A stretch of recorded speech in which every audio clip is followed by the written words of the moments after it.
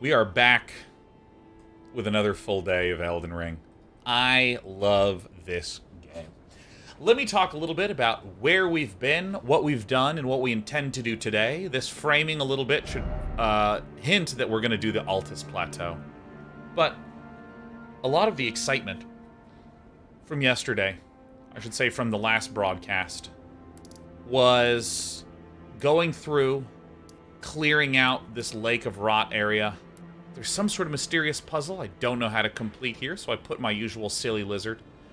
We had a wonderful time battling Astel, Natural Born of the Void, and there's just a gosh darn blocker here. So we can't go to where? The floating island in Liurnia. I know that's how it connects. I know. And then we said to ourselves, you know what? Let's clear out. Let's clear out, man. Let's do all of Grael's Dragon Barrow. We cleared out all the bosses, all the bridges, all the various components. We haven't done a little tiny thing here. Thank you. We haven't done a quick walk along this bridge, but that's all right. That's all right. We did pretty much everything that we wished to do. I still don't know how to get into these Colosseums. I don't even know why I'm putting a map marker here. I'm just going to get rid of this. I know I haven't been to any of them. What did I put here? Yeah, let's get rid of that one. Oops. So we pretty much cleared out everything there is to do in terms of large regions. Everywhere here, pretty much. There's still a few dangling tidbits. There's some area over here that I can see but I can't reach underneath the ground. There's some area here that I can see that I can't reach, and it looks beautiful, and I want to get there. But the areas that we now have before us, the Great Waterfall Crest leading to Deeproot Depths, we can go there. We also made our way to the mountaintops of Giants via the Grand Lift of Rold, and worked our way all the way up here, all the way... Oh, excuse me, this is where I was. Worked our way all the way up here till we hit the map. And this is what was revealed. And again, is another just work of brilliancy in this game. Look at this. It slices in. That's the map that we see. It slices in. There's a trail here implying this. And there's a little trail over here. It's kind of hard to see. Right there. See this little trail here? It implies that you get to see this entire region. It's wonderful. So what I've decided to do, what I'm setting out to do, is I'm setting out to clear out the Altus Plateau today. That's what I want to do. Clear out the Altus Plateau. And then make our way to the Volcano Manor, where we got teleported and trapped way down here. I assume that this is the place to go. So, first I want to just explore underneath this bridge. I have my little Sammy, too, that I'm going to be eating. Oh, let's talk about our new look and feel. I think it's time to just say, you know what? Is this actually the one we want? I think this is the one that we can remove to go right on back to a heavy load. And let's get our non-stop health regenerator, shall we? There it is, the Blessed Dew Talisman. Yes. Raise that poise. And we've been doing some work upgrading the Ruins Greatsword +9.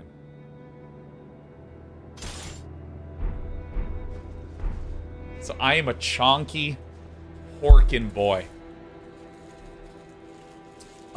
So there was a question that was asked. Let me just open up my sandwich real fast.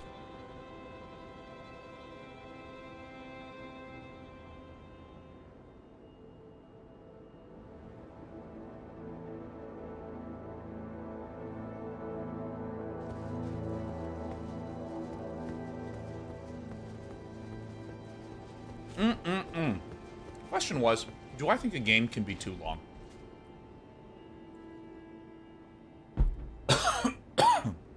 Excuse me. Do I think a game can be too long? Because I have heard that complaint. Man, Elden Ring, it just keeps going and going and going and going and going and going. It lasts forever. I don't actually know. Like, I think it's an interesting one to know. So the first one, yeah, I know that's where I am. Do we have any goodies? What's up here? Again, we're going under the bridge. That's our first goal. So one thing that I'll just note right away, I think that a lot of times complaints, no matter what the complaint is,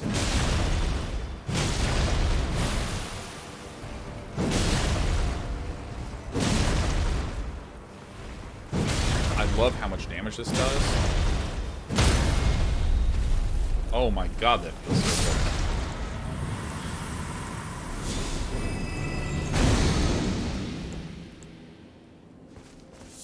Any complaint that exists when you have a game that is wildly popular just gets magnified.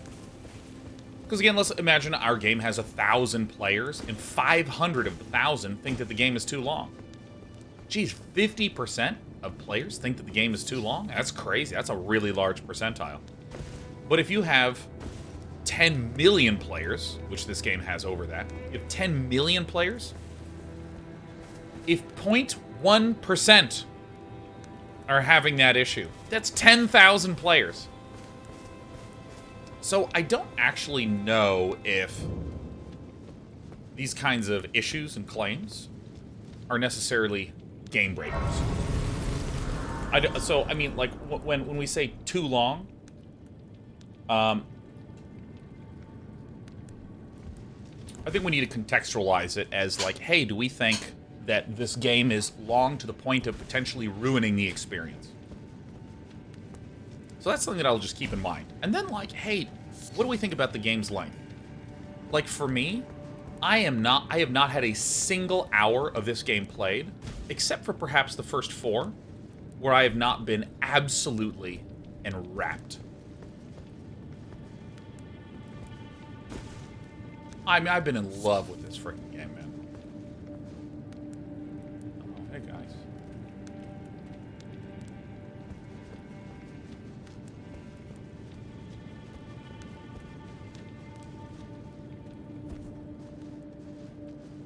All right, let's take him out.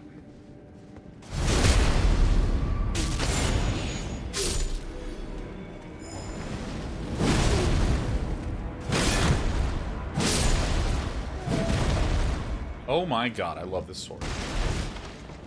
Chonky rolls. And so I think that also, too, you know, the outside of, you know, is it too long? Is it too short?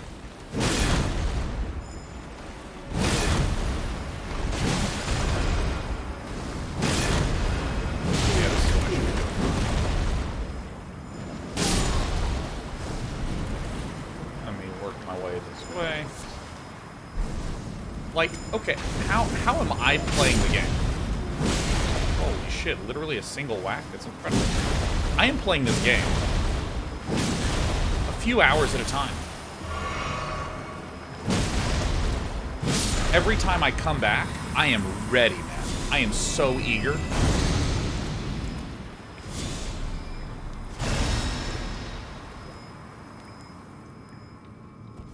I can imagine if you're playing, and as you're playing, you're kind of like, let's say I had a friend that did like 8 16-hour days. Just like played and played and played and played and played and played. And had a lot of fun. But let's say that you're playing it obsessively, you're like really into the game, you're really into the experience. You know, you can get fatigued. All of my favorite games I've gotten fatigued on, and you know what I do? I stop playing them. And then I come back and I'm like, oh, this is awesome. Happened to me with Dota all the time, happens to me with Magic, happens to me with StarCraft, all these things. All these things. So I think that I would rather than go to the conclusion, which is, hey, the game's too long, I think it's just fair to make the statement, wow, I played for 200 hours, and for the last 50 hours, I was kind of tired of it. I was kind of done. I was kind of over it. I think that that's just a fair statement to make, and then be very hesitant to make any sort of strong conclusion. Time for bite number 2.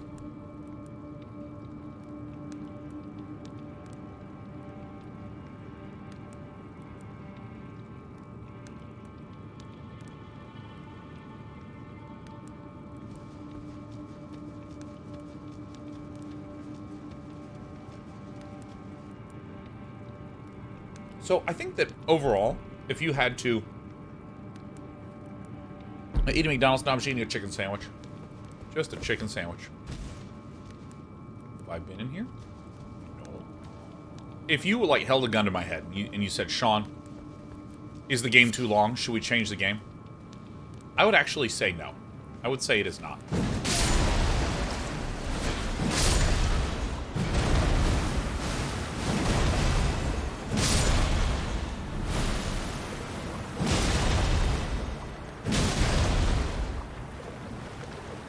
I think it's not too long, and my reasoning is that one of the things that this game does really well is it makes you feel like there could be stuff anywhere. Everywhere you go, there's probably going to be a whole nother area there. Oh, that's so sick, man. I can't wait to keep exploring. Wait, what's behind this door? An entire region and zone? Oh my gosh. I mean, the best example is in Landell, the capital. This well has like 10 hours of content behind it. This is a huge amount of content. Just, oh yeah, one thing.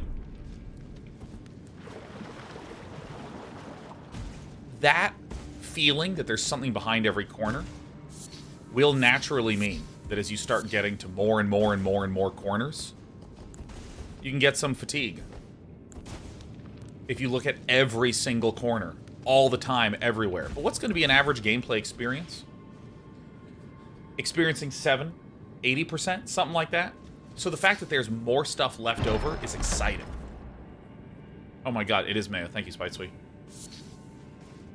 Wow, gross. How humiliating. Thank you, Spite Sweet. Cleaning me up. That's why I try to eat lunch beforehand, but I'm just running late today.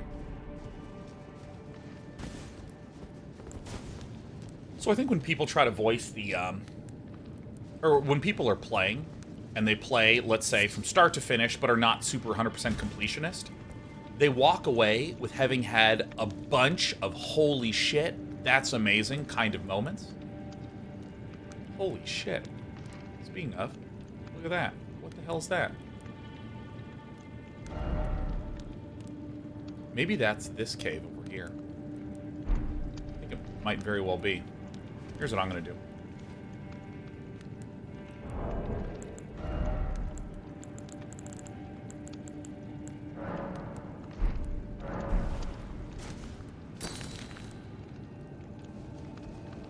Nice. Holy shit.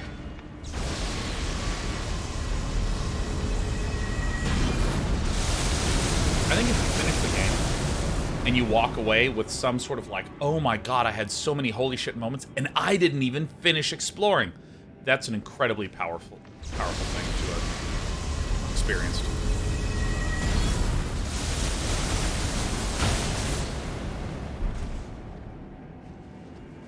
Yeah, I'm just walking through home there.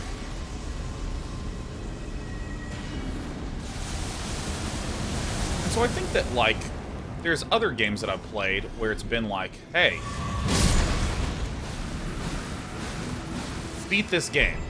Like, The Last of Us. I beat The Last of Us. And when I was done, I felt like it was good, but I felt like I'd experienced the entire game. There was nothing more to do. If I wanted that same experience again, I could play it again. But if I want a different experience, I should play a different game. Right? That's what I get. Which is just, I'm not saying it's good or bad, I'm just saying it's a different thing.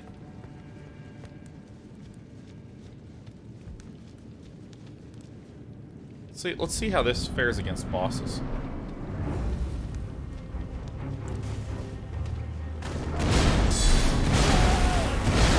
Uh-oh.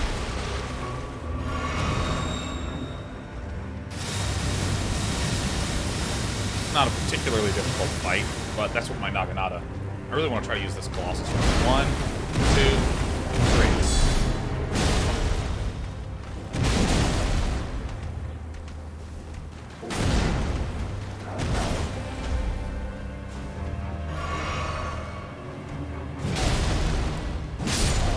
Holy shit. This sword is insane.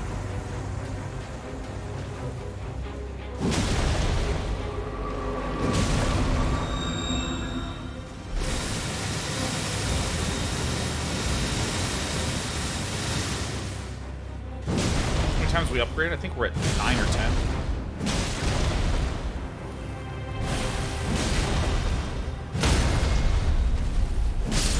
I mean, this is amazing. Great Omen Killer Cleaver? Hell yeah.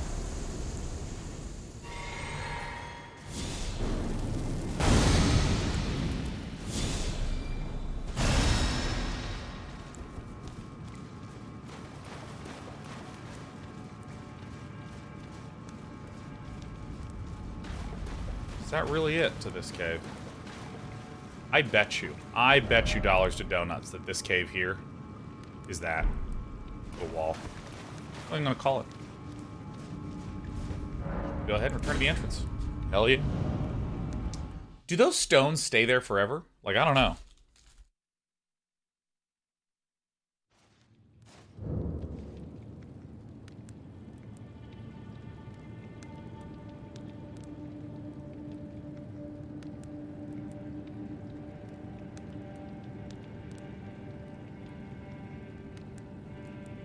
All right. You know, let me just refill on resources here.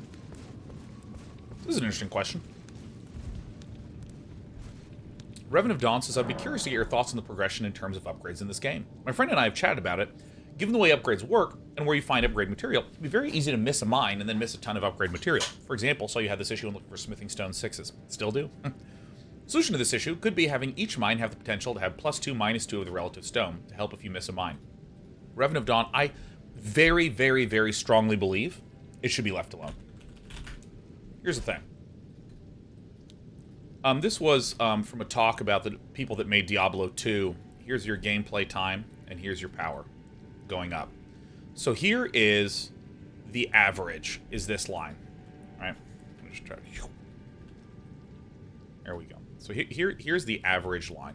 All right? So if you've played for 10 hours, you should be about this strong. If you've played for 100 hours, you should be about this strong. And you can imagine this being logarithmic or, you know, exponential. However you want, there's an average line. The question is, if the player's in green, what leads to a good gameplay experience? Like what is this? And a criticism of Diablo 3 is that your power growth was pretty connected to the average. But the problem is, when you do this, where's the emotional spike moment? The Diablo 2 development team talked about the idea of, well, if you mess with the probabilities, you can have it to where, my god, all the enemies that you're fighting, the difficulty is this gap between where you are and where the average power level is for that period of time. But then you find a sword that's so good, you're busted for a little bit. And oh my god, it's just amazing how good that feels. And then some time passes, and you're weak again, and then you find another really sweet item. And then, you know, you get some good stuff, and then, oh. These areas in red are when you feel really good. And these areas are the struggle that make this feel really good. And yeah, you can have some areas here that are just like a little bit more tightly interconnected. You know, the average and the line that you're at kind of feels a little bit more normal. And that's fine. And I actually think that the fact that I was unable to find smithing stone 6s, it's easy to look at a gameplay problem and feel like it's a development problem. But a lot of the times, these things that we describe as gameplay problems are actually, that it's just, it's not a development issue, it's just great. That's exactly how a good game should work and look.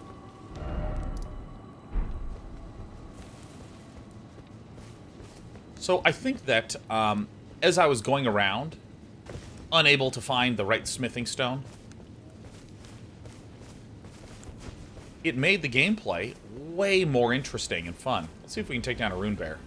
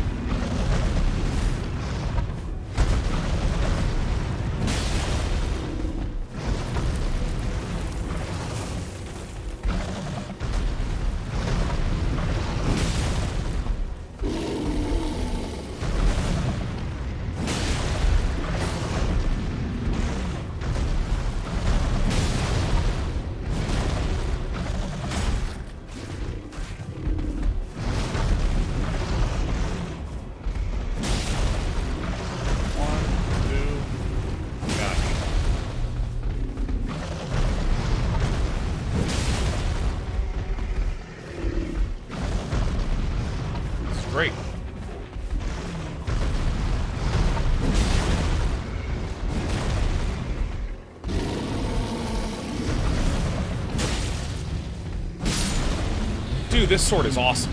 I love this.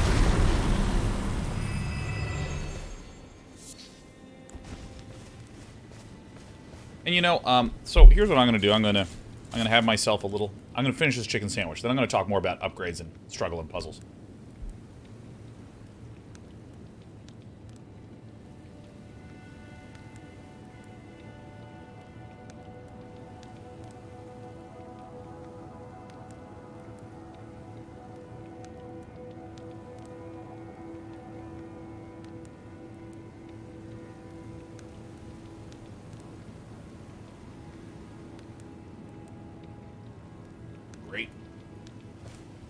Great. So, I mean, I think that, I was talking about this before, that big, spiky pains and struggles in a game allow the game to create a sense of triumph and victory and achievement. I was struggling with Thing X, and then I discovered that I could use this item, or I could get my poise to this, or I got this particular invocation that cures poison. My God. And lo and behold, a moment of euphoria. Triumph of success. I did it. I figured out the thing. They're up there somewhere.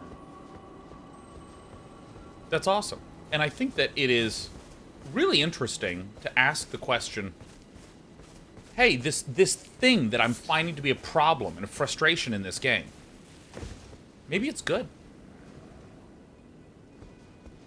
Maybe it's actually just a good thing that it is in this game. Hi, Ursa. Oh, shit. My character is so bad. Case Master gifting 10 to us. A happy Friday to you. The happiest Friday of all time.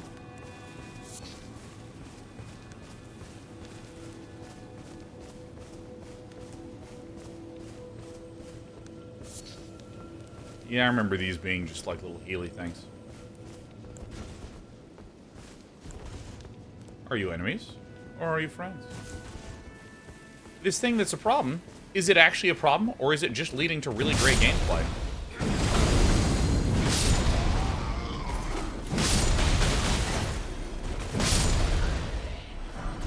I'm sure glad I have this talisman that heals me over time. I think this is going to be the biggest struggle. Patrick Mende, gifted 9, feeling divine. Thanks, Patrick. Hell yeah. Hell effing yeah. Dude, you're all so sweet, Case Master Patrick Mende. How's your Friday going? How's your Friday going? How's it going? Case Master says, thanks for the 6+ years of content, education, and a safe place. Hope this gives someone else the opportunity. Oh, hey. It's very sweet of you to say, Case Master. I'm feeling good today, man. Feeling good today.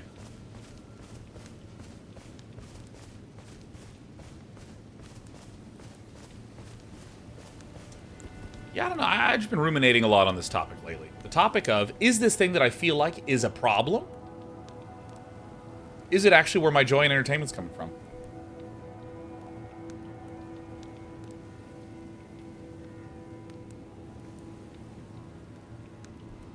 I love these flags. These flags are incredible. No more fire-breathing shield. I hate to say it, this one's heavier and better. And I like the idea of a giant tombstone brick that I'm just carrying around.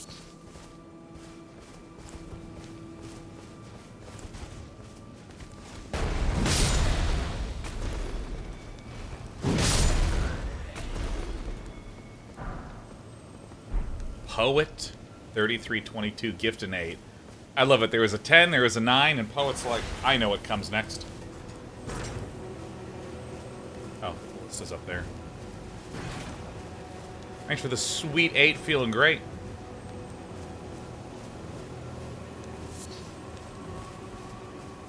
Sharkbait, if you'd do me a favor and ask that question a little later, because I'm just in the middle of thinking through this thing.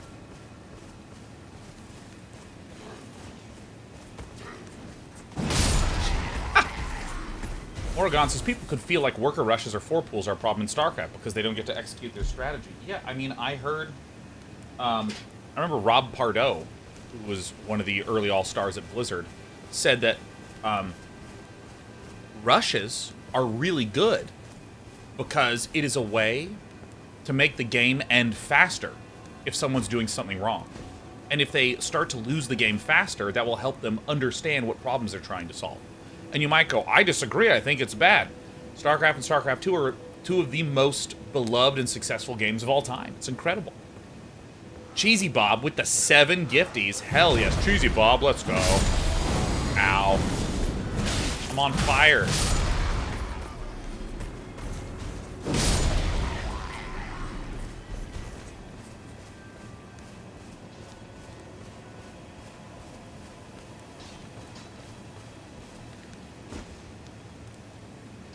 Oh, sick.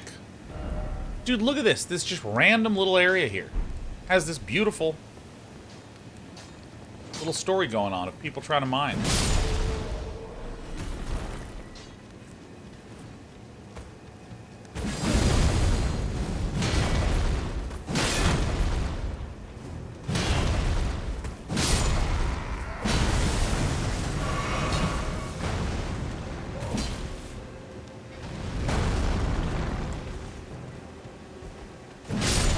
Cheesy Bob, thanks for doing the 7. So we had the 10, the 9, the 8, and now the 7. My God. Soon enough, we're going to get into negatives. We're going to need to start taking away subs from people.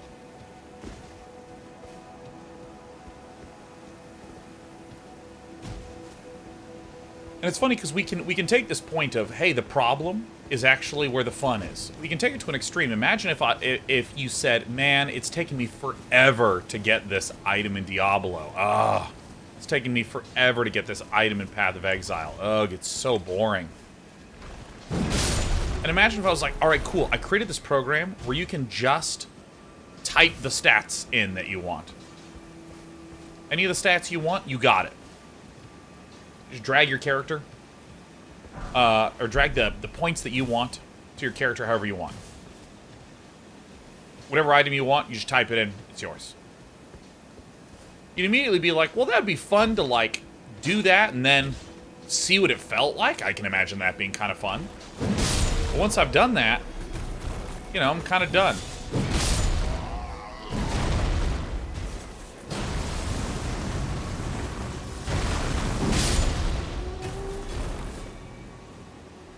And look, Bound Mimic going for 6 pickup sticks, man.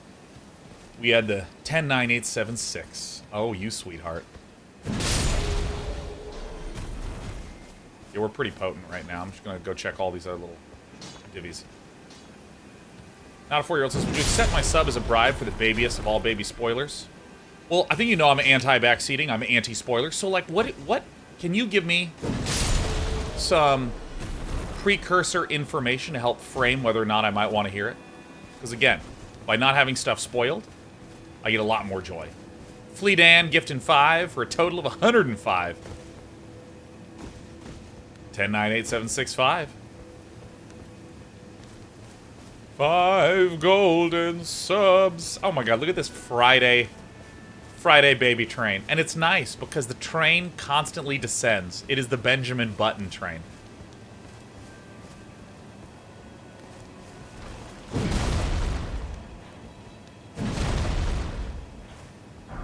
Homicide says it's slowing down. It is. It's just like it's putting on the sub brakes. You know, there's something like ideologically that I kind of like about that, to be honest. Ethernet gifting 4, hell yeah. Cloud Butter gifting 4. Oh no! Oh no, there's 2 trains on the same track.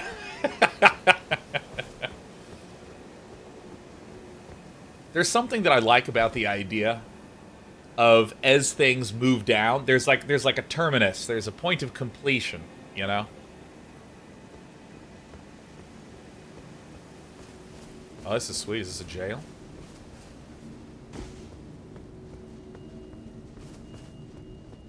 I like the idea of the terminus point. Because sometimes there's the like, hey guys, we're trying to get as many subs. Oh, let's keep the sub train going. Let's go. Oh my God. Oh gosh. Oh no, it's slowing down. Come on, guys. Oh, it's slowing. Oh. Oh. All right.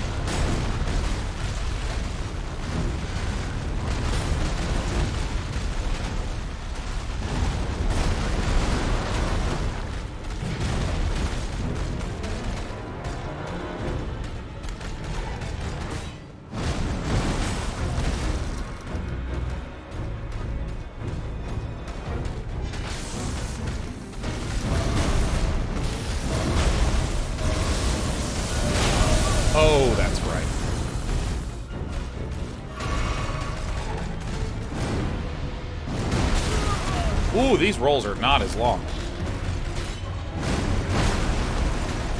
That rolls are something, huh? Holy shit.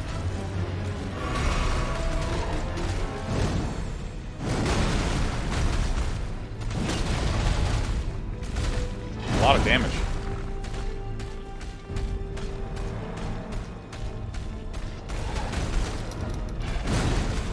Oh, that's the throw. That's the one.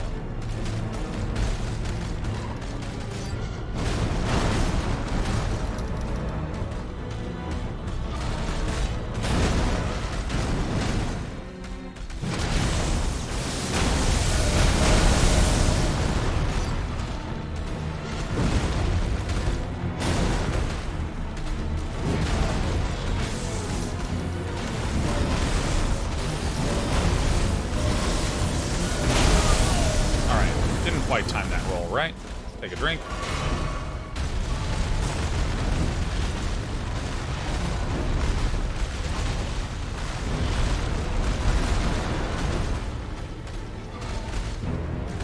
So we hit him twice.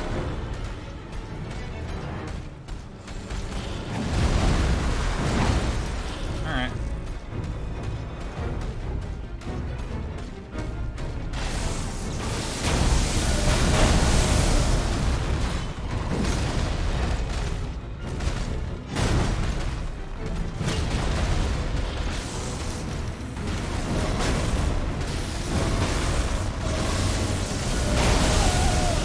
Not good, baby.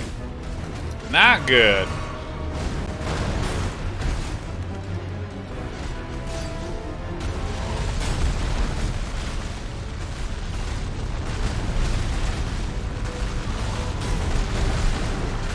I love being a beefcake.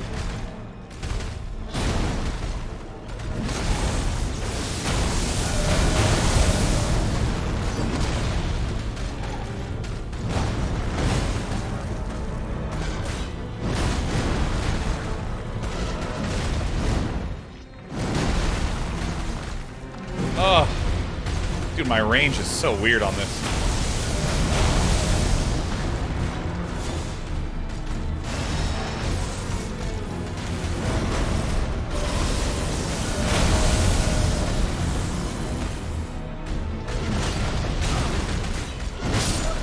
Holy shit.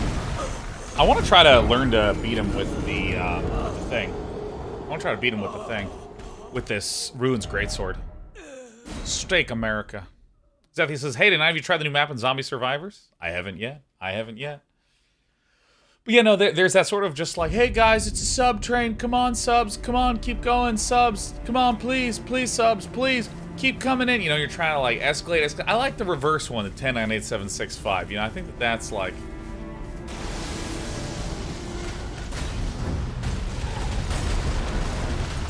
I like that order.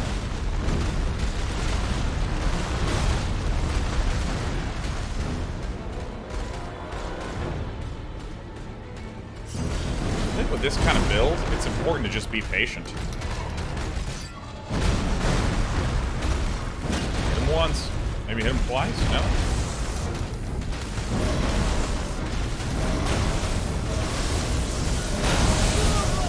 Man, that is a really long amount of frames of damage. Or I'm just timing it really badly.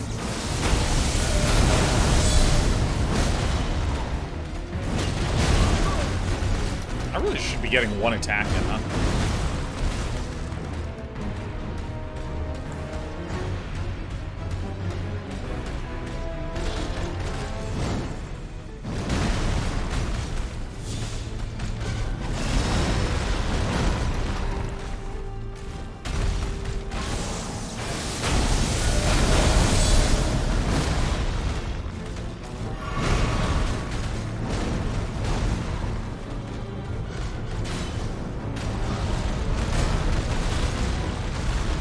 Hey, Zathia, thanks for the 5 gifties on this fine Friday. Dude, I love that it's Friday. I had such a busy week.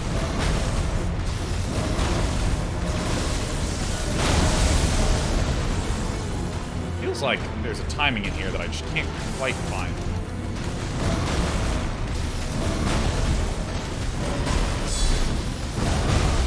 Holy shit, he just keeps going.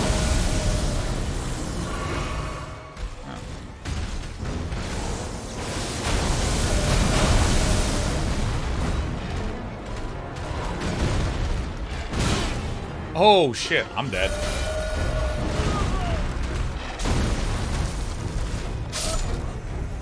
Alright, I'm gonna switch back to my Keen Cross Naganata.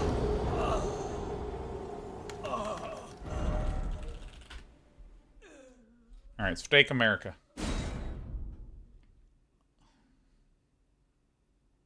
Batman makes says, what do you think about the amount of repetition of certain bosses in this game? You fought ones like the Earthtree Guardians around a dozen times. Personally, I like how... Yeah, I mean, I think that overall, my reaction is... I'm going to start needing to add more endurance, huh? I think that my overall reaction is one of... I quite like the way in which they've done repetition. Because what's the problem with repetition? I mean, the problem is very clear. If you have a lot of repetition, you run the risk of making something feel really boring and samey, you know? Hello, game.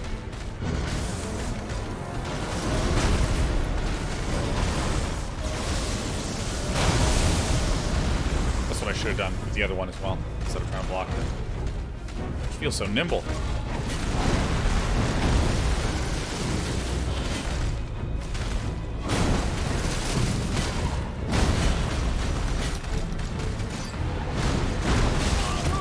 Oops.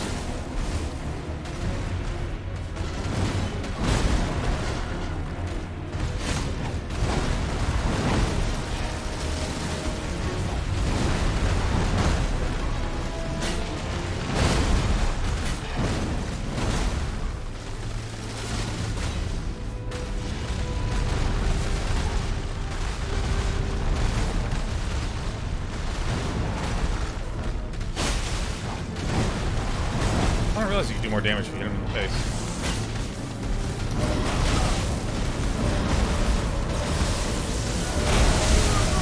Man, I'm bad at that timing. I think it's just a long timing.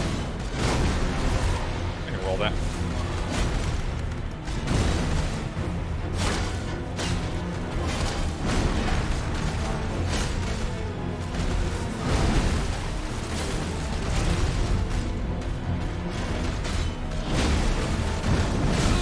Oh, whippy wappy.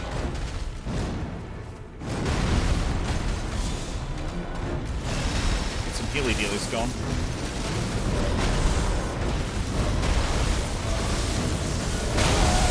Oh, I thought I was out of range.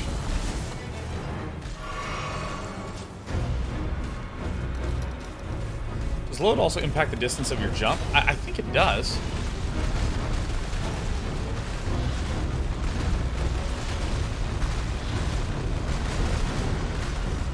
You already played Mass Effect? Yeah. Love me Mass Effect games. Gonna have to eat it.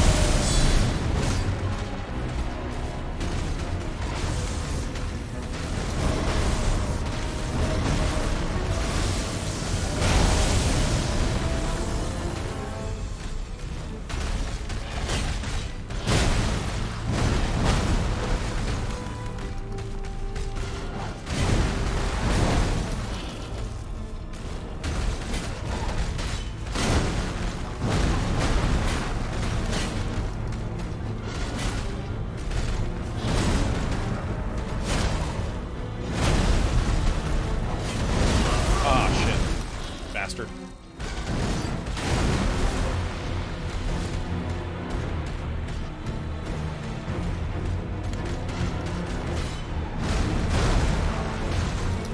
Yeah.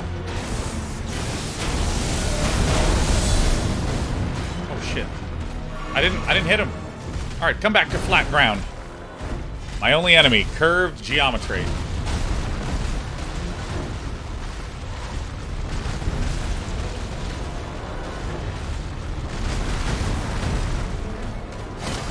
Jump stabbed in the butt. These are the moves that make me famous. Okay, that was a different move than I thought it was.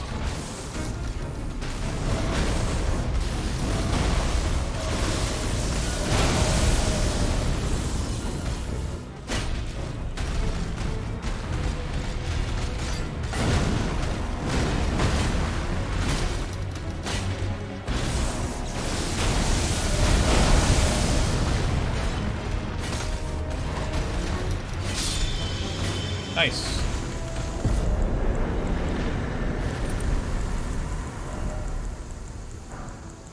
Yeah, I mean, like, I'm just really, really comfortable with the cross Naginata, smithing stone, smithing stone, smithing stone, smithing stone, smithing stone, smithing stone, smithing stone, smithing stone, smithing stone.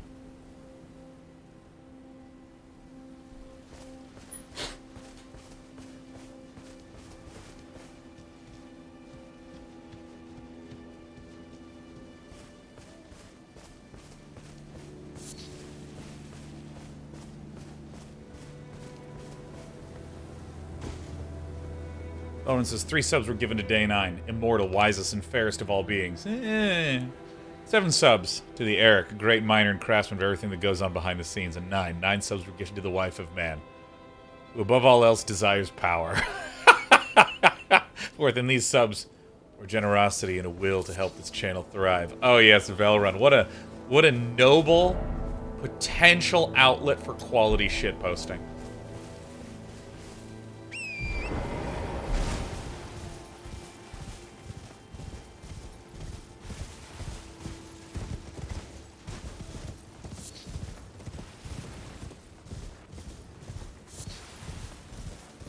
What is that? Oh, I see what I'm looking at. We copy pasta that for the next 3 minutes, you may. This is the only channel on Twitch where there's a wholesome copy pasta. Everywhere else, it's a shit poster. Alright, so where are we off to next? We've cleared out this area here. So, I am going to set my heart journeying this way. Along this edge. You see this ridge here? I'm not going to go past this ridge. Because here there is this Lux Ruins, where there's this encampment. I'm going to stay on the right side of this ridge. This will be our sort of guide mark. We're going to stay within.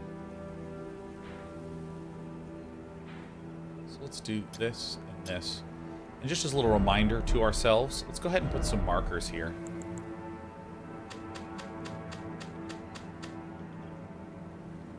This line that we refuse to cross as well. So provide a nice little triangle for us to focus upon. Ronan Z, given a 1. Dark Hunter says people on this channel are clearly starved off copy pasta. Yeah, no, I mean we have a low carb diet. That's why we don't have copy pasta everywhere.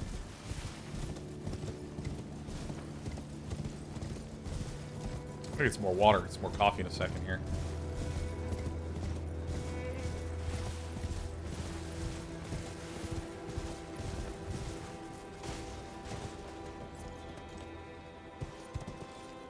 Views in this game are so good. They're so good. I mean, look at this. I mean, this is incredible. I mean, I think the art director on this game is incredible. I know I love gushing about Miyazaki, but this is incredible. This is incredible.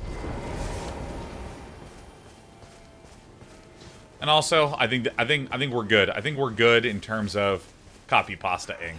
I think we're going to return back to a wholesome, cheery Friday, talking about video games and game design and development. That sounds interesting to me.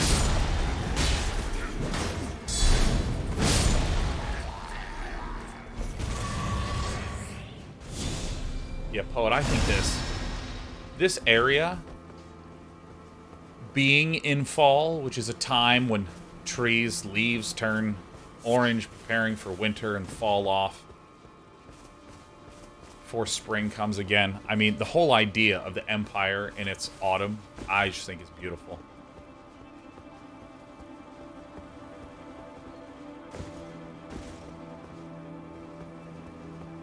What's this little thing? This little merchant?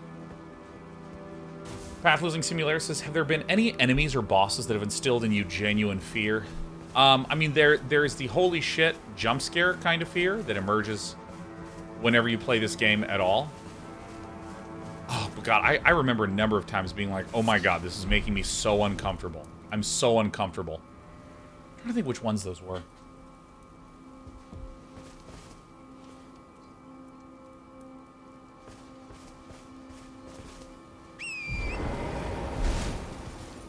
Triple Homicide says, I'm having this problem with dribbling in basketball. It makes it so hard to go up court. Maybe they should change it to where you can just get to carry it most of the time, right? Yeah, look, this is like the perfect example. Where it's kind of fun to just bounce the ball and to feel that kung on the ground and see it, like, ricochet back to you. Like, the activity in itself is fun.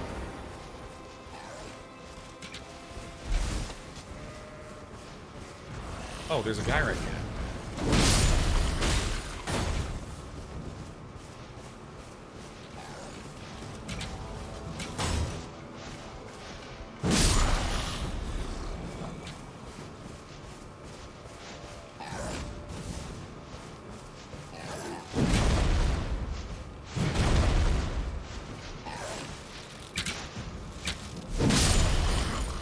Sword's awesome.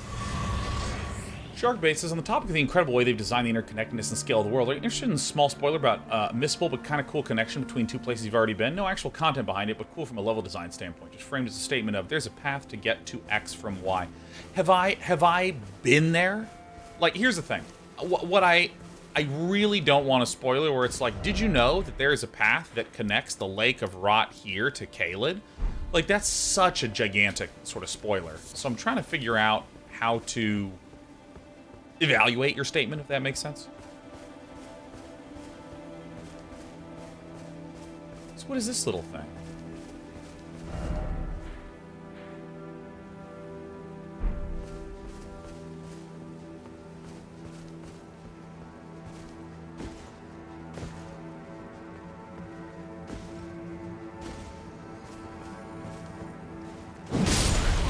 One-shotting things with a ridiculously upgraded sword feels great. I mean, look at this thing.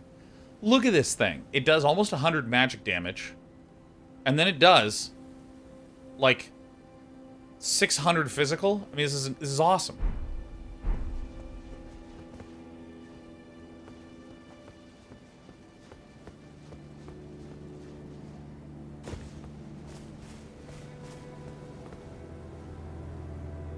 I like the story of this, that there was an encampment that got raided by these harpies.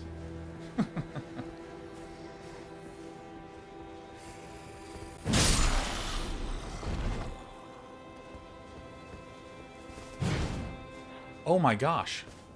This is the attack if I'm standing, but if I'm crouching and I do an R1, it's a quick poke. Wow, that's real. Wow.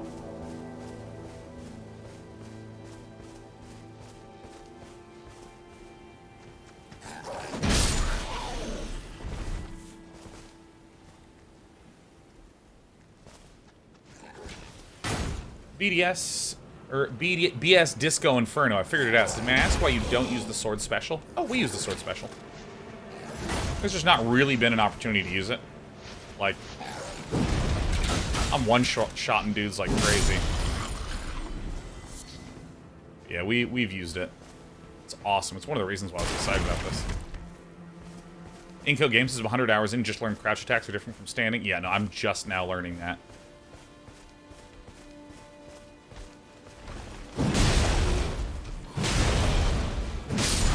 See, that right there is one of the reasons why I like this great sword.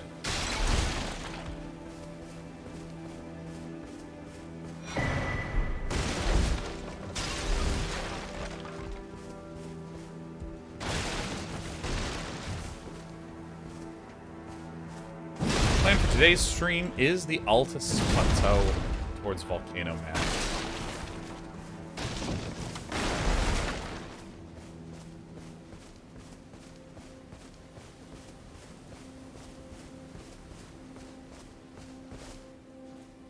Honestly, I just saw a clip of how you cold-blooded killed Hammond. I didn't even notice. Like, it still has not registered to me that Hammond is dead.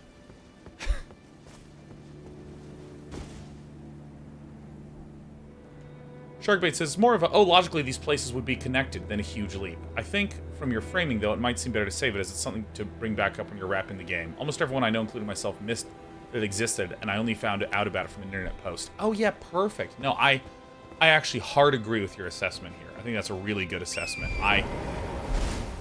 There's a lot of things in this game that seem incredibly deeply connected. Oh.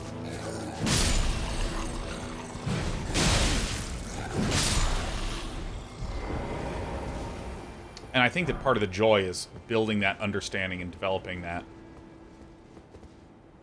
those bits of connection. How do you get down here? Is there a little... Oh, there's our little path.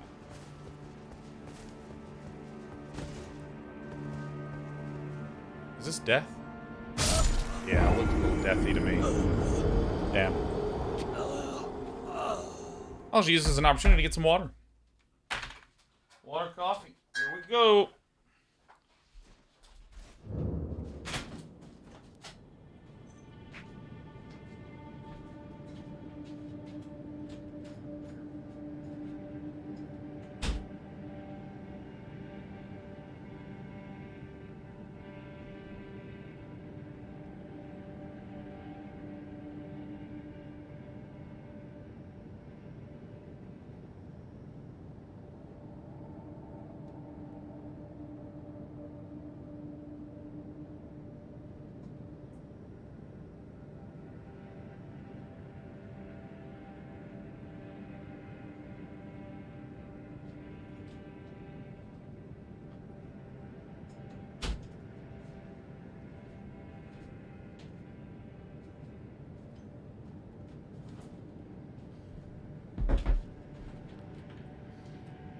Excellent.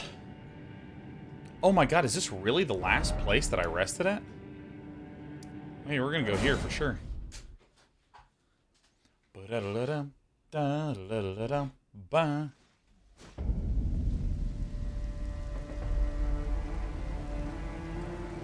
This is so good.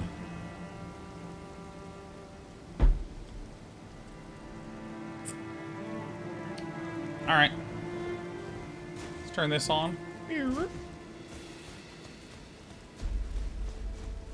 Hey guys.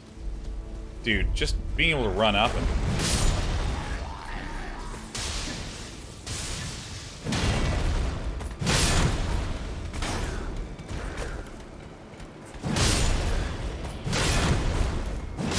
I mean, that's so fun. I mean, that's so fun.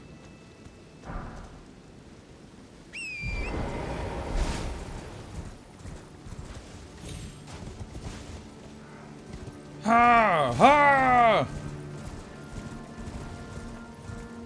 Dude, there's that feeling. I know I'm gonna feel it with this game when I'm done playing it. Where I'm just gonna, like, have that malaise that's like, man, it's over. Like, when we finished Severance Season 1... all we did was mourn. It was just like, I guess that's the benefit of New Game Plus. Never stop playing Problem Solved. There it is. How could I be so foolish?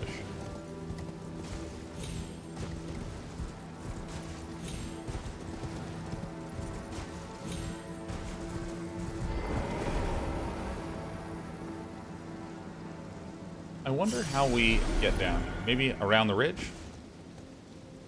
Post-book funk. Oh yeah, there's a number of times when I just finished reading something and I was just like, who am I?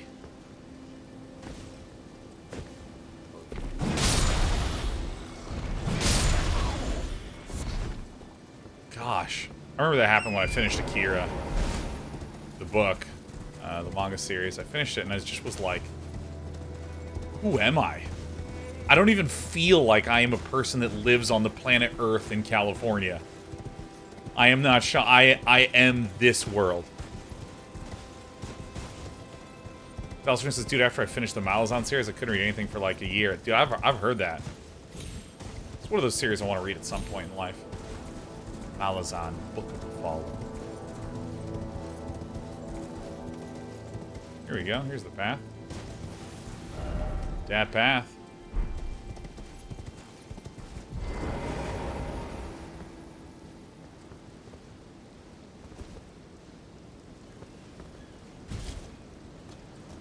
Wait a damn minute.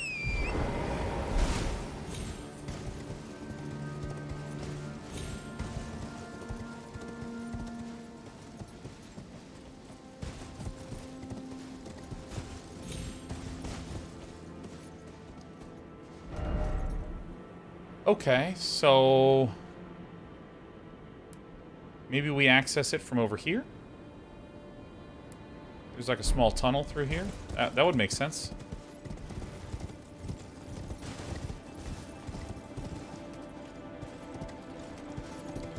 Looks like it would be it.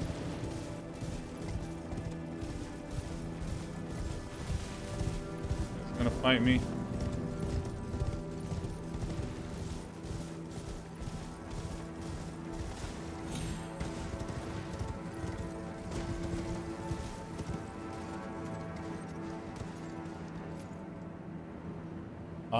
Huh. So this is actually quite the deep ridge. Maybe over here is where we'd access it. Let's give that a go.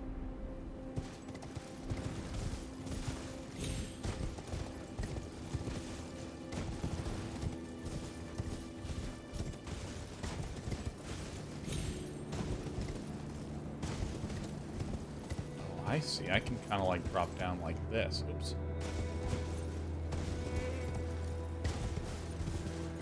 Ha ha ha ha ha! I knew it. I knew it. I knew it. I knew it. I'm the fucking best.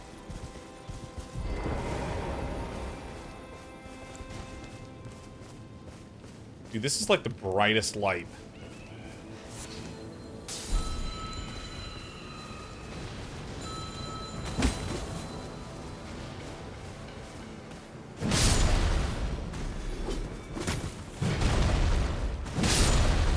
Oh, that is so fun to knock these guys out of the air, dude.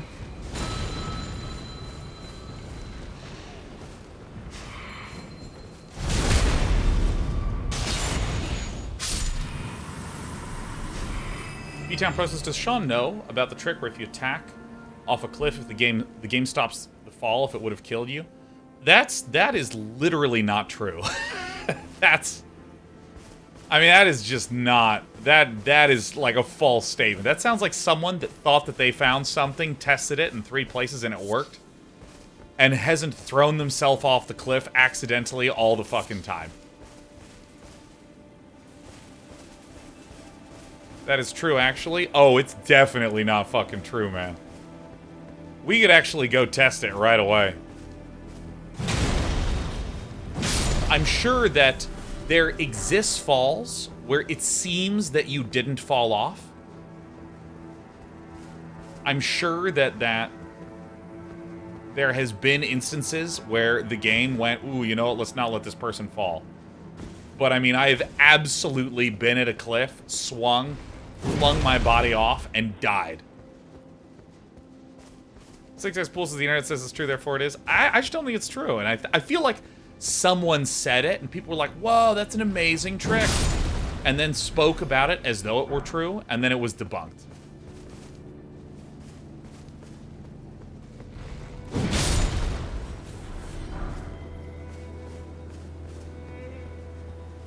Purified 100 says illusory wall did a follow-up and fall damage stuff that debunks it. Haha! Yeah, the number of things that that actually the internet asserts as being true, that I'm actually like not sure that it is. It's actually one of the most interesting and shitty parts about the internet, which is that false information can propagate so quickly. And a lot of times people hear false information can propagate quickly. They think about propaganda, right? They think about, oh my god, it's all fake news, etc., etc., etc., etc. But I mean, like, really basic stuff. Long ago, when there was a break between when StarCraft 2 beta turned off and StarCraft 2 re-released as, like, the full game, people finally got access to it again. Team Liquid did this little story time thing where they were like, content creators gonna make some stuff in the break and release. And this is like pre-Twitch, you know, big blow-up of stuff. So it was like a little audio-only broadcast. Oh, hell yeah. There's the well to the Ainsel River Valley. Here's the Tower of Caelid. Here's this church that I don't know how the fuck to get into, and I don't know what the hell it's about. Here's Rai Lucaria.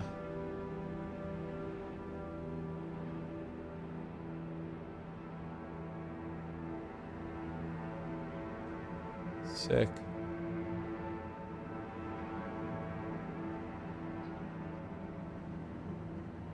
God, that's awesome. But, like, they did this little thing, and I made this little radio play. And I thought, hey, you know, it'd be funny if I voiced a bunch of the characters, but then if Day9 was a character and I didn't voice Day9. I think that would be funny. Wait, is there literally a way up over here that I, like, completely missed? There sure fucking is. Wouldn't that be funny if I didn't voice myself? So I had my friend Tristan voice me. So Day9 was voiced by Tristan Brand, and then I voiced a whole bunch of other things. And when people were listening, they're like, oh my god, wait, whose voice is that? People were like, oh, that's Greetorp, who's another StarCraft commentator. It's like, oh no, that's Greetorp. And it's like, oh yeah, I recognize him. Oh my god, that's Greetorp. And I was just like, no, that's my friend Tristan. And literally, despite the fact that I was there live answering, no, it's not Greetorp, it's my friend Tristan. The idea that it was Greetorp blew up. And I just, like, lost control of it. Golden Lineage Evergy.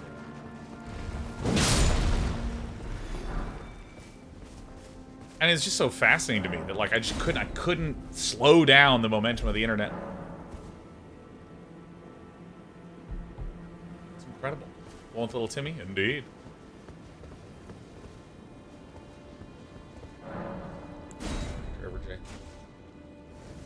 Obviously, this is what you're saying, is Tristan was Greetorp all along. Could be. That could be what I'm saying.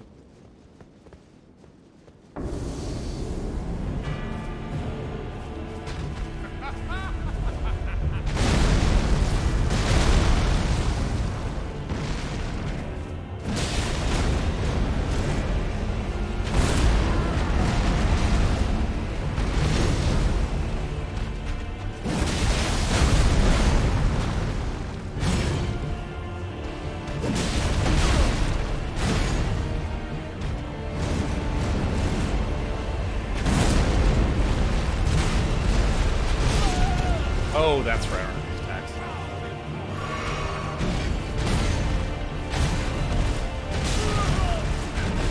Oh, I see.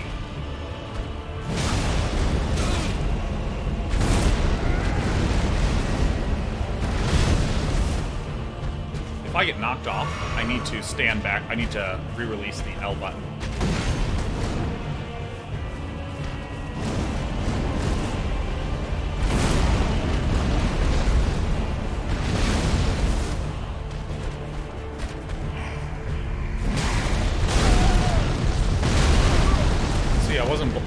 If I get staggered like that, I need to quickly change how I'm. I need to release L my block and then repress it again.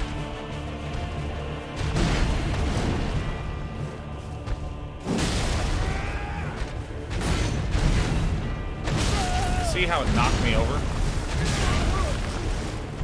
This is kind of interesting, because I'm trying to practice with this.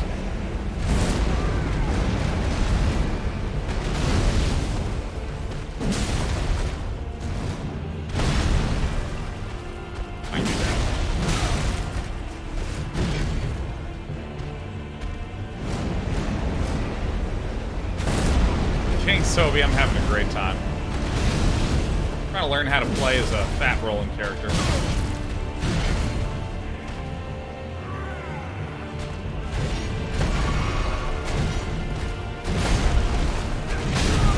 See, it's like when he knocks me over like that. It's really rough.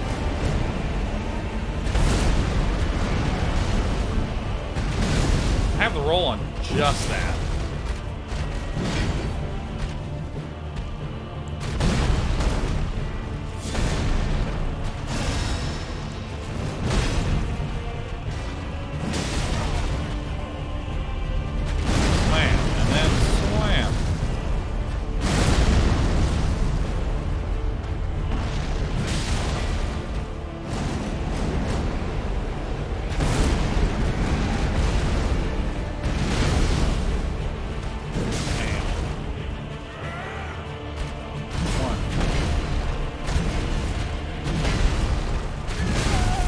Almost got it.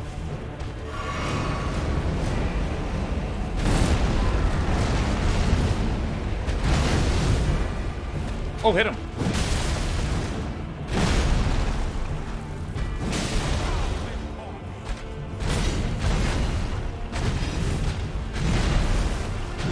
Oh, I almost got it.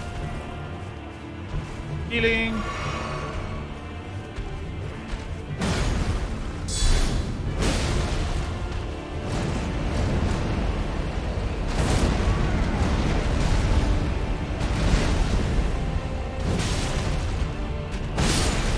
Nice. All right, cool.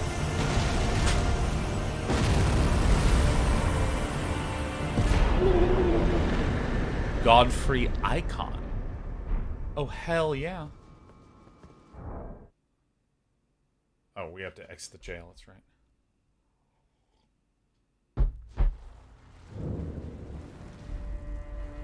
Bound Mimics is the conclusion I've come to is that misinformation is the most persistent when it makes for a good, interesting story. Yeah, like... the thing that... Like, here's an observation. If you want to be believed... Or, what's the right way to phrase it?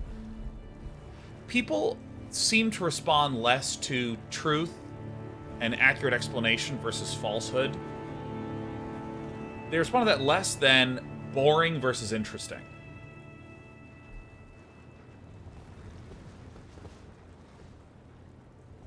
You know.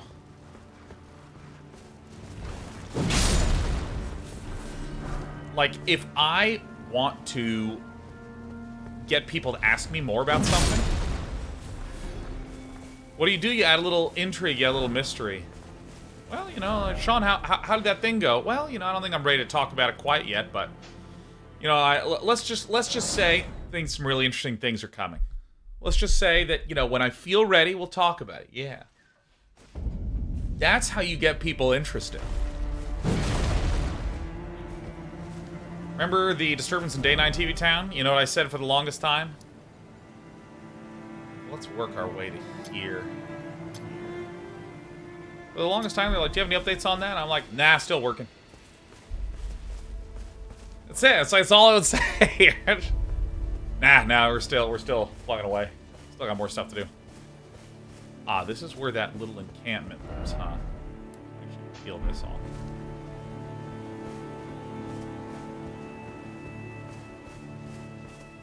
But if I'm like, guys, can't give you any more details, but dude, the stuff that we're doing, I'm really excited about. You're really interested, you know? If I say something, oh yeah, one of these guys.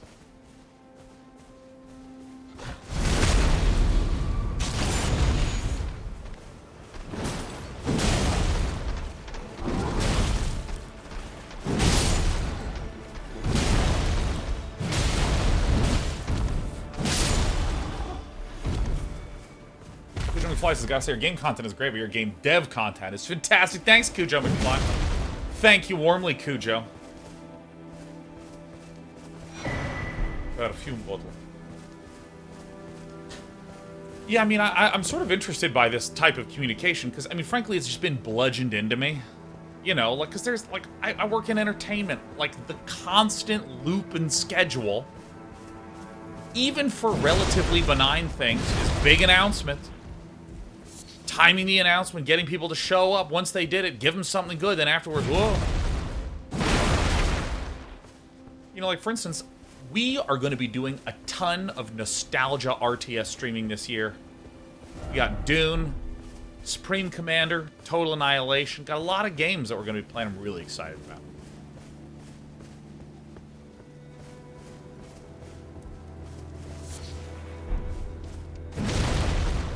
Right, I want to build some hype. What if I want people to stop thinking about it, right? I don't want to keep teasing people along.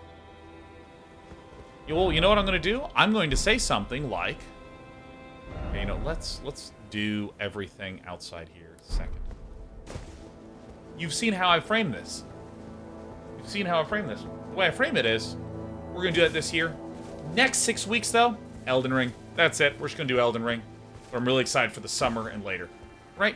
You give a very kind of, like, it's almost a boring answer. Nothing for 6 weeks. Yeah, it's clear. But if someone goes, well, hey, like, why not do more RTS games while you're playing Elden Ring? Why not do that, right? Starting to ask about this. If my focus is to get people to not keep asking, to get focused on what I care about, which is that it's going to happen later, the wrong thing for me to do is to be, like, giving a really long, detailed explanation. Well, you see, the reason I'm doing it is reason A and B, and we were considering this, but due to C and D, we can't, so we were thinking of it. But if I just go, I want to play Elden Ring. Right? It's boring, clear, done. That's it. It's the whole thing. Hammett says 3 years later, yeah, I think we've got like 3 more months of Elden Ring left. Then we can get to the expansion. Yeah, man, that's going to be me for sure. First defense of Langdale, Sovereign Alliance rots from within, traces yet remain in bloody conspiracy.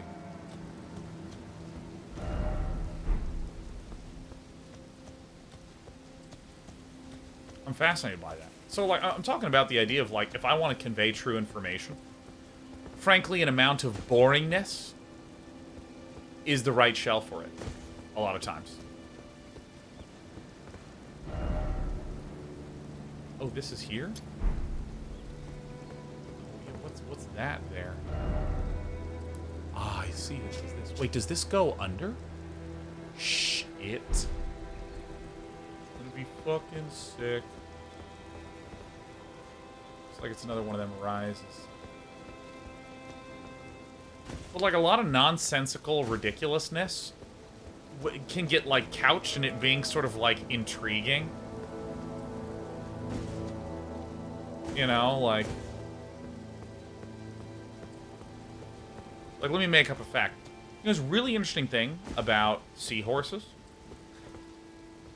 So a lot of animals have, like, an average expected lifespan. You know, like humans is in, like, 70s. You know, maybe something like dogs and cats, like, around 10 to 15 in this range.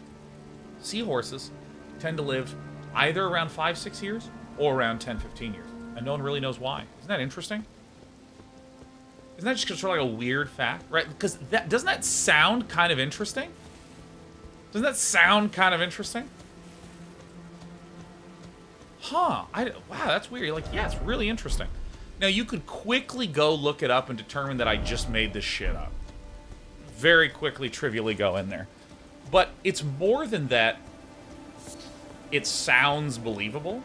It sounds interesting. Like you want to believe it. You know what I mean?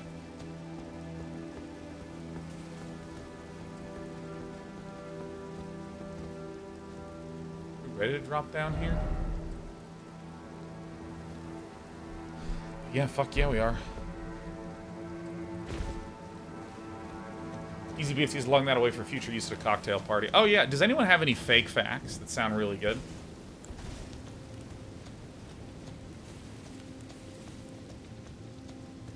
Hit me with your fake facts. I was a victim of a fake fact. It was intriguing. You know, something's going on between Sean and his brother. Because, I mean, they both are, like, 2 of the biggest StarCraft commentators. But have you noticed? They never do commentary together. I think there's, like, some real beef going on between the 2 of them. That's what I heard. I heard there's something going on. And I remember hearing that and going, oh, no, my brother lives in South Korea and I live in California, so it's a 16-hour time difference. It's, like, impossible to do content. Okay. Huh. But, like, you could schedule around it, and I'm like, yeah, I mean, we could, but, like, I don't know, like, honestly, my brother and I are not that amazed with each other. We've known each other for a really long time. Eduardo Brutus says, did you know that 70% of statistics are made up? Well, you know, only 18% of people know that, so it's hard to make use of it. Wow. I love dumb jokes. I mean, I had a lot of people be like, so, but like, what's wrong? What's wrong? Like, what's going on? What nothing's going. Nothing. It was not as interesting. And I found that spending lots of time going, no, I really love my brother. We have a great relationship. We talk regularly, you know, and we're always helping each other out with our careers. It's really nice to have someone who shares your passions and your work career that you can trust, that you can rely on. The things are really great. We just incidentally happen to not. People would go, yeah, this guy's, yeah, there's definitely a beef here. The only way I could get people to believe me is I go, dude, he lives in South Korea. 16-hour time difference. Oh. Yeah. That's it. Like the bland truth seems to be the panacea, the interesting. What? Wait, there's no bonfire? No. Oh.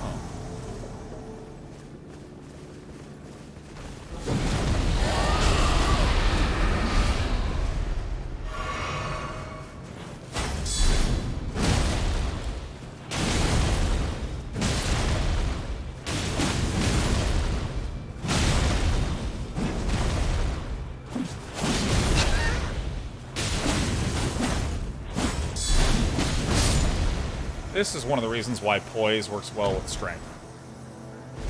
Hovel the rock cannot be blocked. Eleonora's pole blade. Ooh.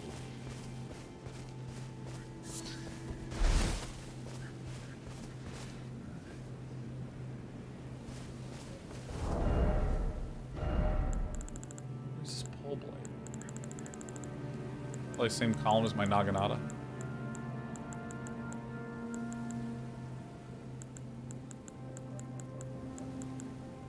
$19 arcane. Ah, nice.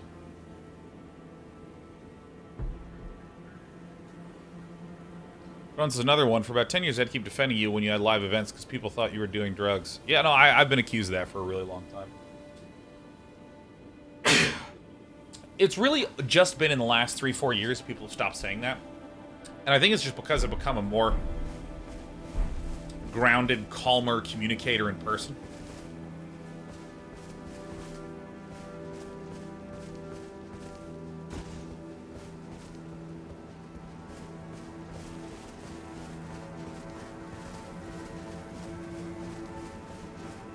Dawn says they thought you'd only be laughing so much for your high or some shit. Well, I laugh a lot, yeah.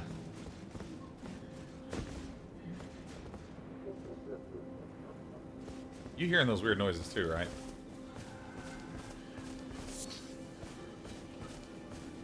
Or people accusing you of taking drugs. Well, like, for instance, this allowed me to use a great example of the answer. The true answer. Here's the true answer. Listen to how bullshit this sounds. So first of all, like, let's look at my eyeballs. See, like, they're a little red. They're a little red, right? I have dry eye issues, generally speaking. Because as a kiddo, I took a course of Accutane, right? Took a course of Accutane. And Accutane does a lot of very severe drying out of the body type stuff. Oh, hi. You know, it was actually really rough. I actually had to stop after a third of a course. Because it was just having too severe side effects. So, like,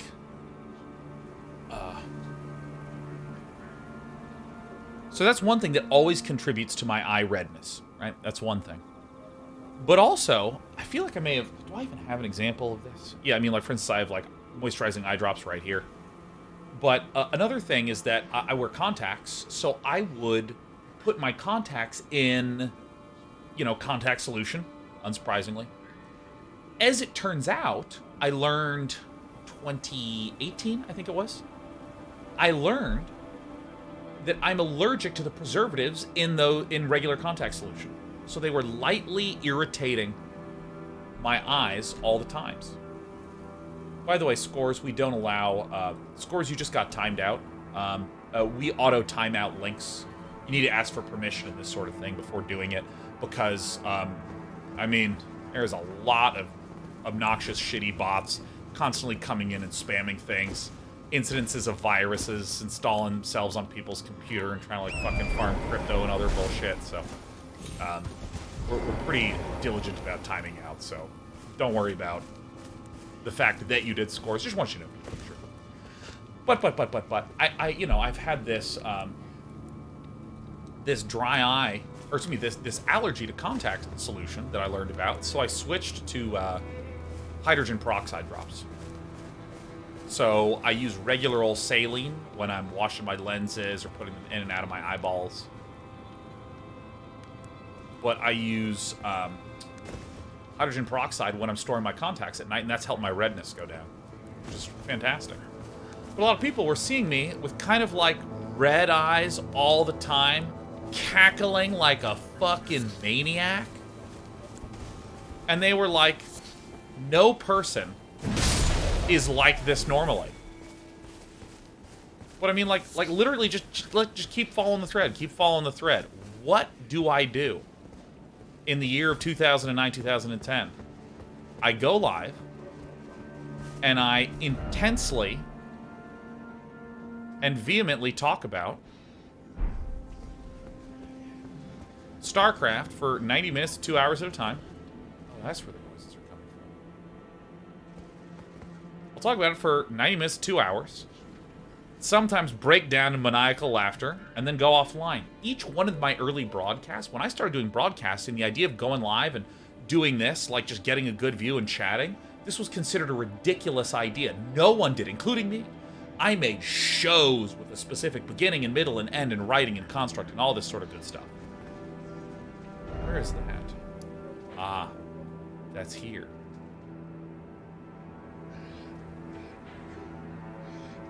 So I see. I get all the way up here and I work my way back around this way.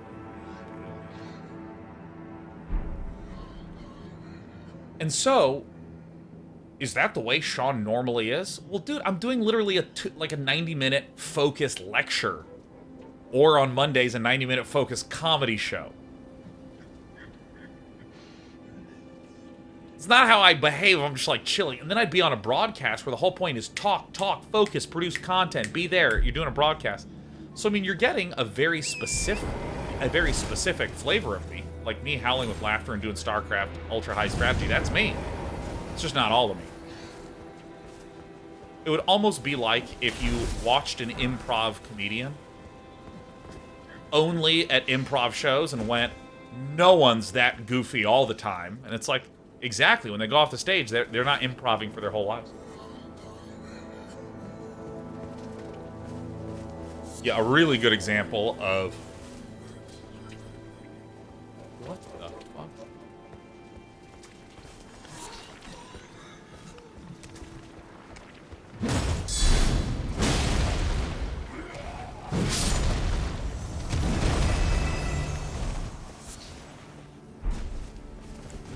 Damn. Yeah, I mean, the StarCraft Remastered launch party is a really terrific example of just me as a pretty much a person. That's like a good 60% of who I am as a person.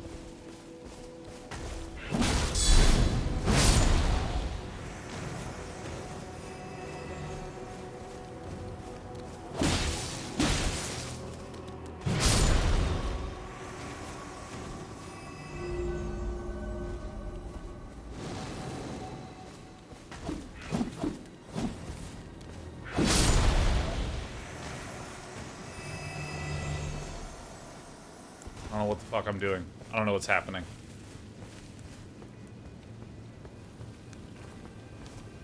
But you know, when people be like, Sean is on drugs. He is so high. You know what? The thing is, I kind of actually, on a personal level, for me, I hate marijuana. I hate it. It makes me feel like crap. I do not like it. I do not like it. It makes me feel bad. Feel anxious and antsy. Every time I've ever consumed, like, a tiny edible or one hit of a whatever, of a weed, I've smack a weed down. I don't even know the right language, man. I'm slurping down some weedicles. What the fuck is happening here? Where did that building go?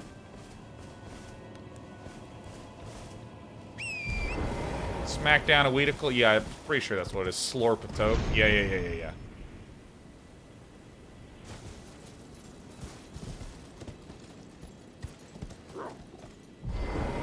There's this beautiful towering structure.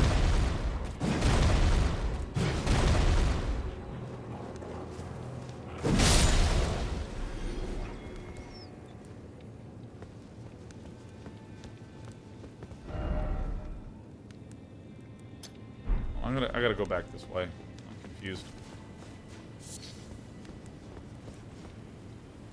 Am I in some sort of, like, spirit realm? Like, what's going on here? I could have sworn there was literally an entire whole fucking structure here. I'm crazy. But yeah, no, like, people be like, Sean, you on drugs? And I'm like, no, I don't do any drugs. And they're like, he does drugs and he's trying to cover up. Was there not a fucking whole building right fucking here? There was. There was a fucking building here. You can't hide it from me. There literally was a building here. I think it's hiding. And I think it's connected to these... It's connected to these thingies.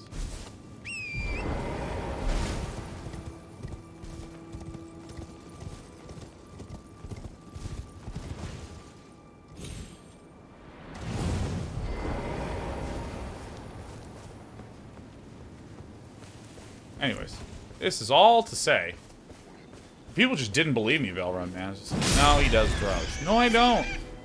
I actually didn't even drink until I was... Let's see, when I got out of grad school in 2011, I didn't drink.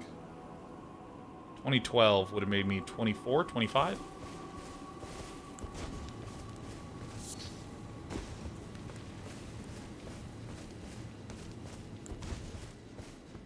He's drunk, he's high. And I'm like, no, I'm a 23-year-old and I don't drink.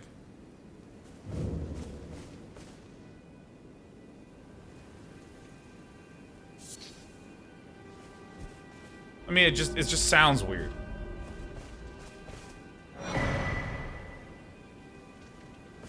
All right. Touch, touch, touch.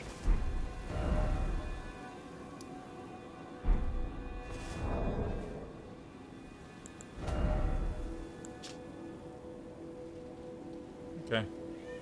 Hi, come on. Yeah, come here. Move this. Hi, sweetie pie.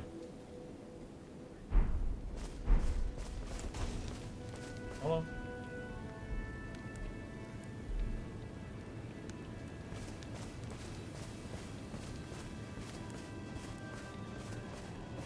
I like the Greatsword versus Naginata.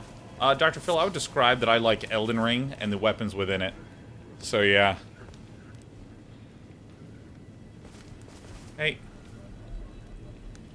Sweetie. Pick a spot.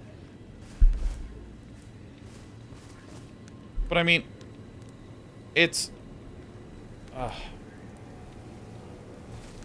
don't know, like, I also think that as I've gotten older, people just don't do this anymore. But, like, in college, in grad school, the number of people I know that were just like, oh my god, he's drunk, he's high, he's fucked up, he's blushing.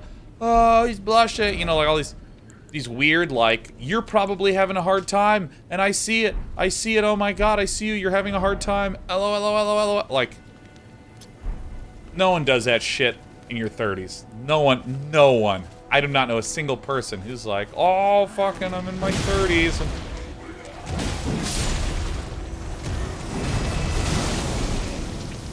oh, shit.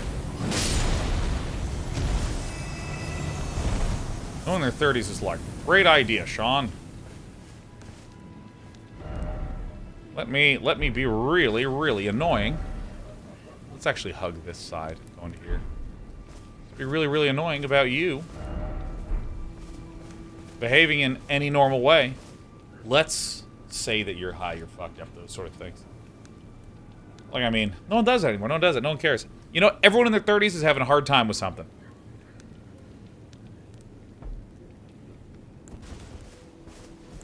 See that item?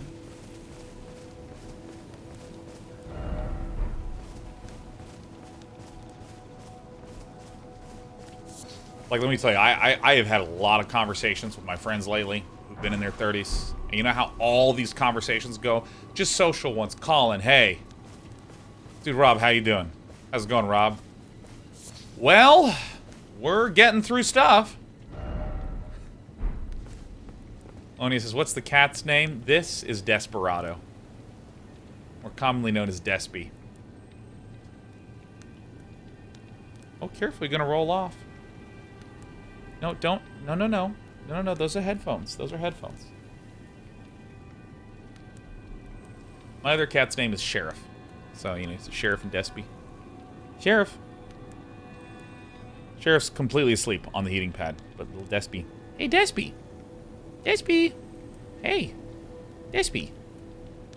Can you give me a meow? Oops. You want to give me a little meow? Oh. Oh. Oh. Oh, yeah, it's Dad.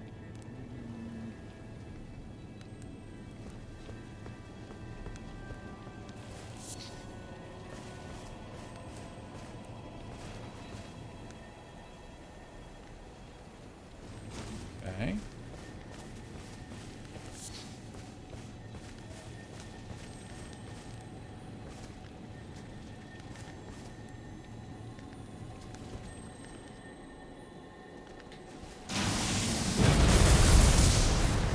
Oh shit. It's not long range enough.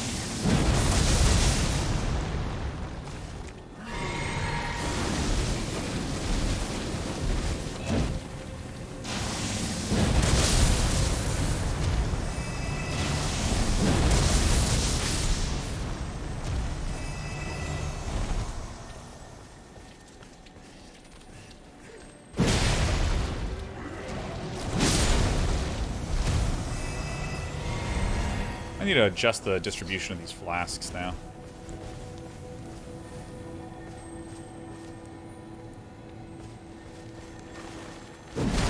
What the fuck?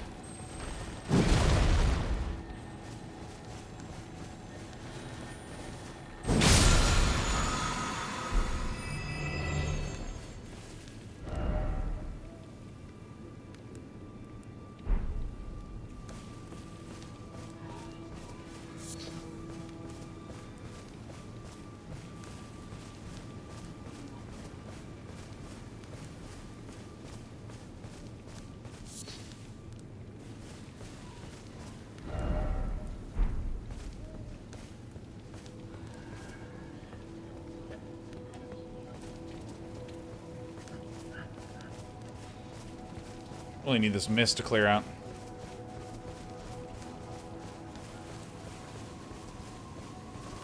Feel like I may as well.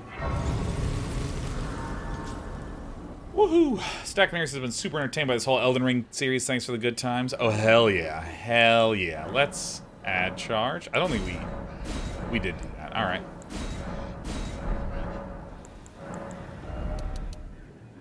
I'm gonna do a 7-6 here. Strength, finally. Finally. Should have enough to do this. And this should give us the ability to actually unequip this. And equip the Erd Tree's Favor +1. Or no, excuse me, the Great Jar's Arsenal. So we have maximum poise. And let's see. Let me get my calculator. 137 times 0.7.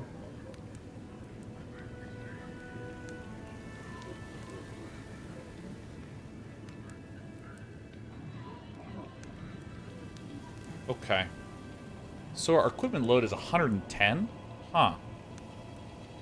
I mean, we actually probably can get medium rolls back if I peel this one off and do this. I mean, we're really close. We're really close. So if we take 110.8 and now divide it by 0.7, we get 158. Alright, I'm still a ways off of being able to get to a medium roll. So I think that I'll get the Blessed Dew Talisman for the heals. And what else should we do then?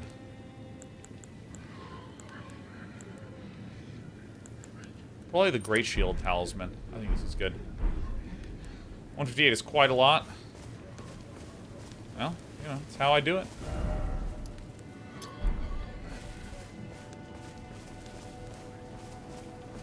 Didn't realize talismans have their own weight. Dude, that happened to me. I was at medium, and then I equipped the life gain one, and instantly,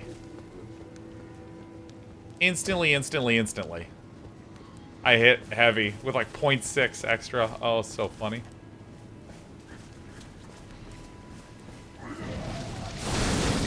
Fuck.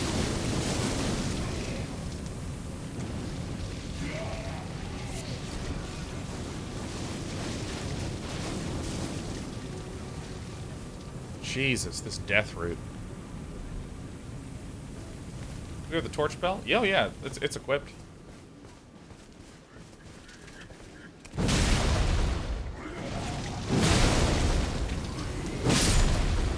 Uh-oh.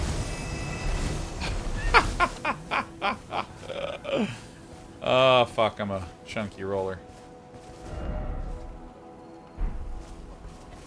So let's see, we actually need to get up here. So I think I see what's going on here. Gonna mess with that. I mean, it's really cool to see these different sort of primal forces at odds in here, you know. The Golden Order, Godric, you know, joining in communion with dragons to try to get power. We see this ancient flame from the giants that apparently we might be able to use to burn down the Erd Tree, which would be fucking sick. Oh my god. I can just envision that capital drenched in ash. Dude, just be a giant hell. We also see these sort of poisonous forces of some sort of death root.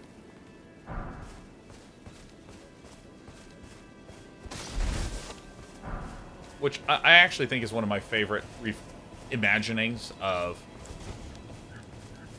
So it should be, like, right up here, yeah. It's actually one of my favorite reimaginings of, like, thinking about plants. Not as this, like, ooh, gentle, nice, natural part of nature, but as a sort of, like, almost the predatory... You know what, let's open this skull. Maybe it's actually back farther this way.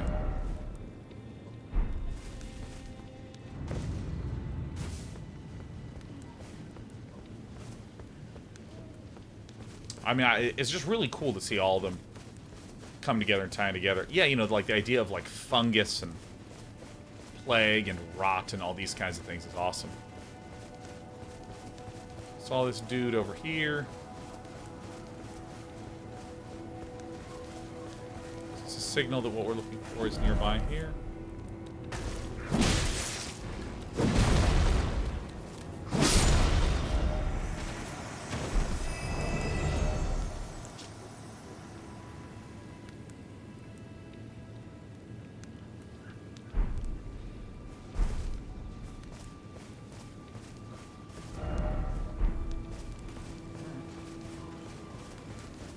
More of these, more of these.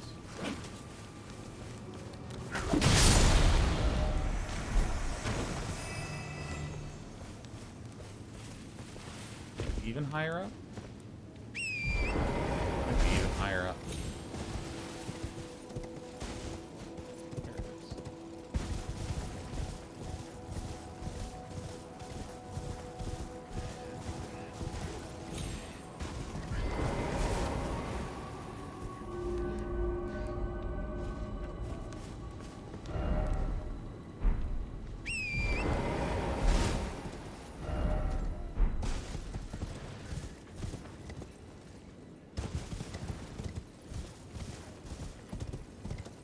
Back to the west.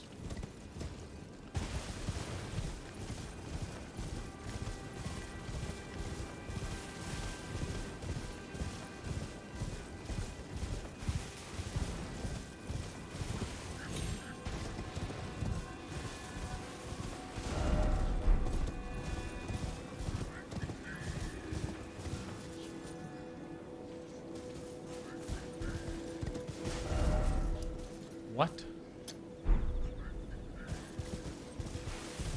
Holy shit.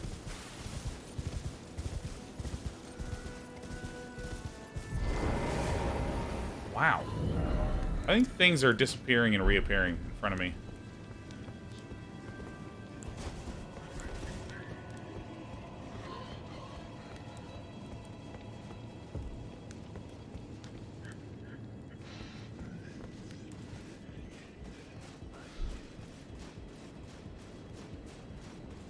I think there's some sort of event causing something to appear or not. Or I'm completely blind and it's been dead obvious to everyone except for me.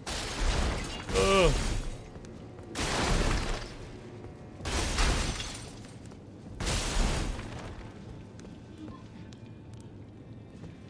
Valence says, I think things are appearing and not appearing.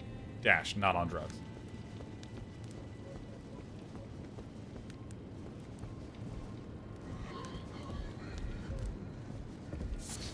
Slumbering egg. Alright, it's an ingredient. Open. Memory stone. Unseen blade, unseen form. Oh, sick! Yeah, I mean, Valorant, even your joke about, like, oh, day 9 on drugs, right? Why does that joke make sense? Because I was just talking about how people kind of asserted this, and it wasn't true, and it was something interesting to discuss and talk about. But the fact that you're making a joke about it, this is the way that things spiral and spin out of control. This is how it happens. Not necessarily with truth or false or evidence or facts. It's attention versus not attention. A bunch of people spend a bunch of time making jokes, making memes about something. Then all of a sudden it starts to gain momentum. And it's less about whether it's true or it's false. It's just the thing that's discussed. I'm gonna want to go across that bridge in a sec here.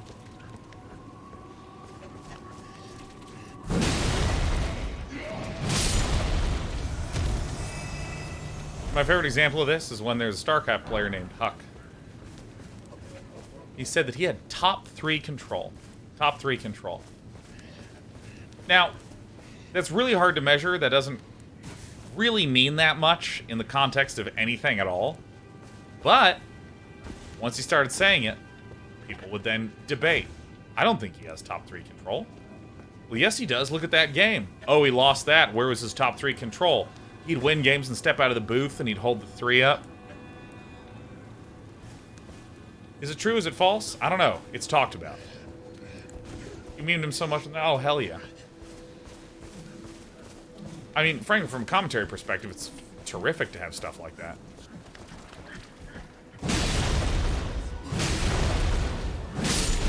I'm attacking these guys.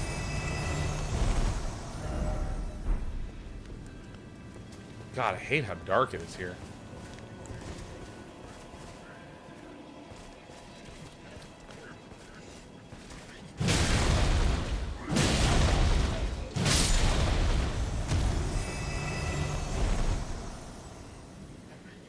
One behind Dark Shrine. Oh yeah.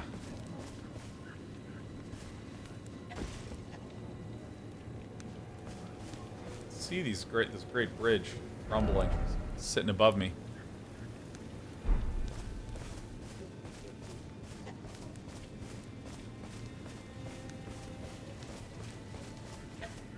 What is this area called?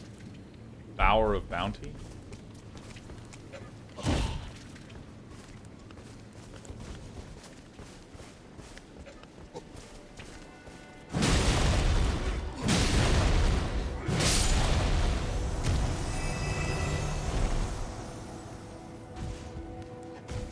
Wow, this game is real generous. I should not be able to climb this. And yet here it is.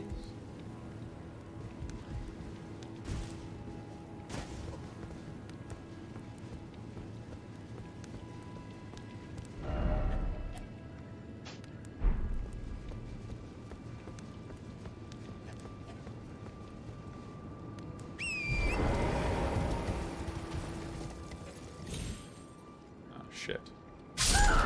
What? Wasn't that far? That wasn't that far? What the heck? This is because I got stuck.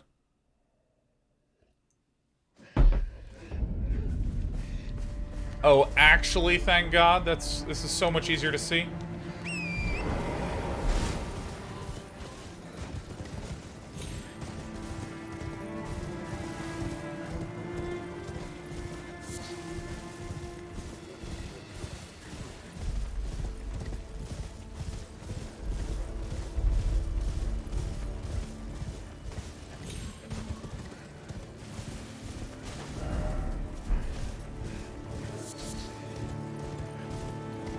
I love that the map in ways does not line up with what you see here.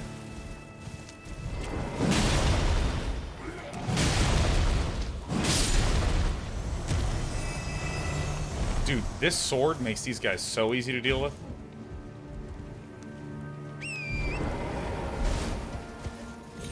Oh, I see. So if we were to get all the way up here, we could come on down here. So here's what I'm going to do. I'm going to use my marker to go 1, 2, 3, 4. Kill this. Oops. I'm going to go towards the Erd tree.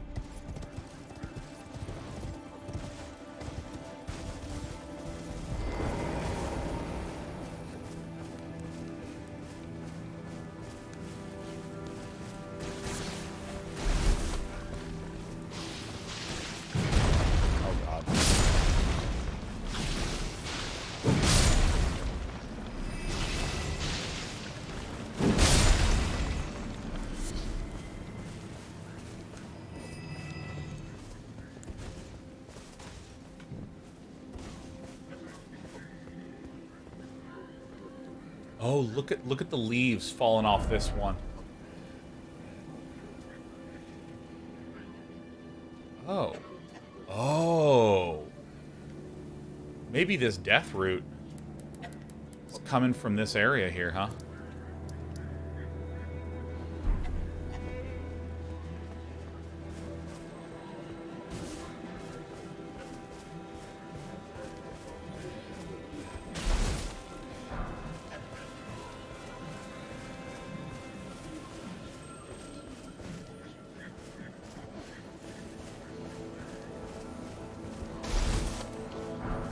This is amazing. Well, actually, I know where I need to go, huh? Astronomer says, I just got a job offer for getting my PhD last year. Now it feels surreal that I've followed you here since 2012, and even longer on YouTube. It makes me reflect on how life has just happened in the meantime. It's been a trip. It's been a good 10 years, hasn't it, Astronomer?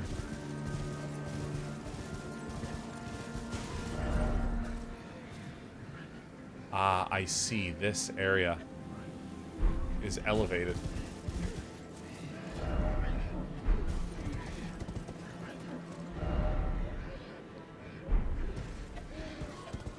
Maybe this map actually is illustrated correctly, right?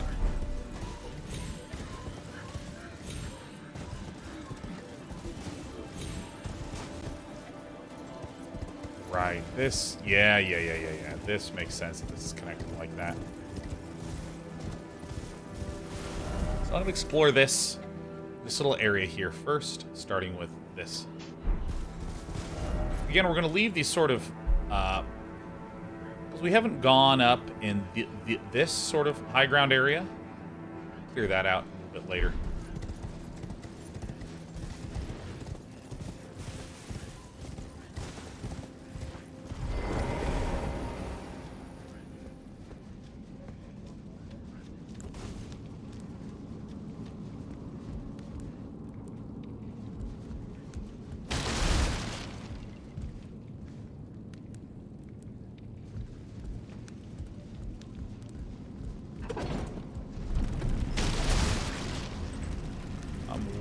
I'm like way too experienced, bro. I know who I am, where I'm going, and what I'm doing.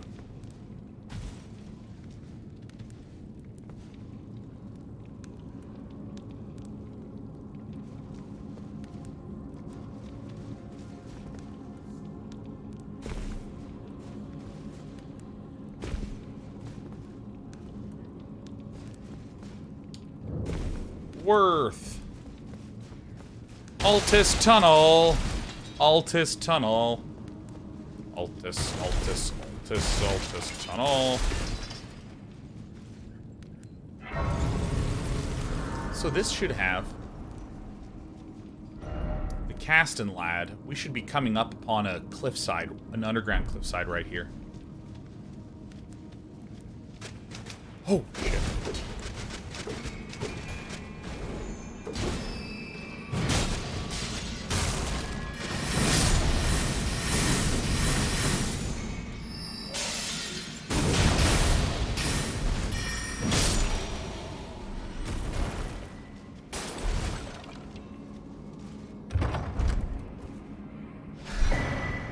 Sleeps in all day. See me at every dungeon. I see a streamer enter. Oh, this dungeon. Yeah.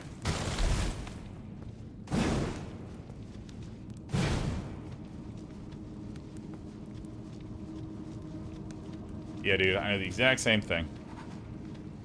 Roll and a poke. Ugh.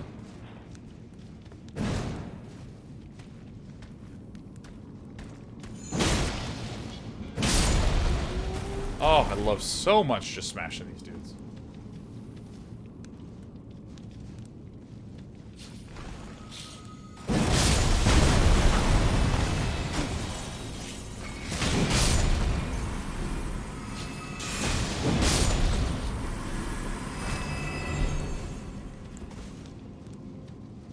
Is the weapon strike or slash? I'm 99% certain it's strike. Check in a sec. Colossal Sword. Is it nothing? Standard. Huh. I didn't even know that was a thing. Because this is strike, strike, strike.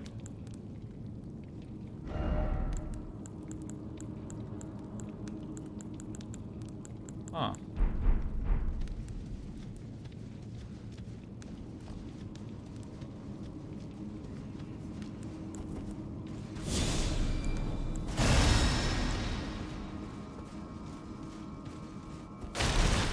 Frosting ranks. I thought it was car landing on you damage. Yeah, this is busted car. Shit.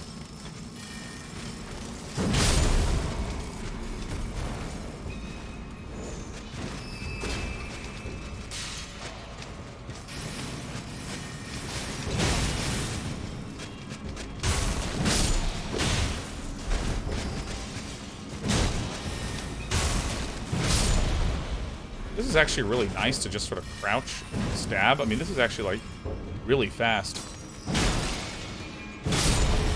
Much faster than this one. Smithing Stone 5, eh? Ow.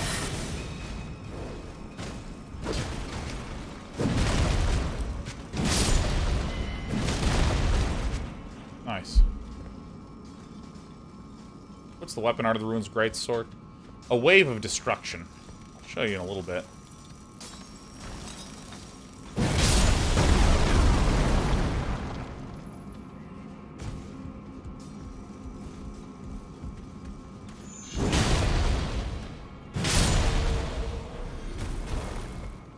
Okay.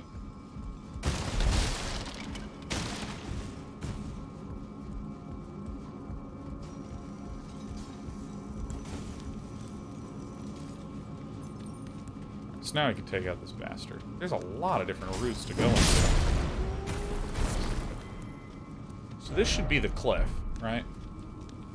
Where the big bad is across the way.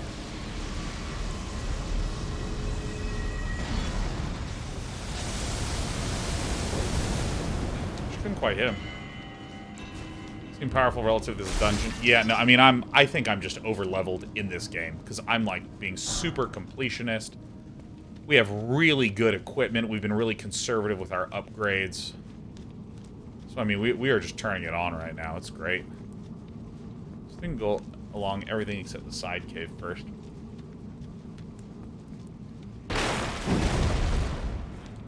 What level am I? I am... 1, 2, 3.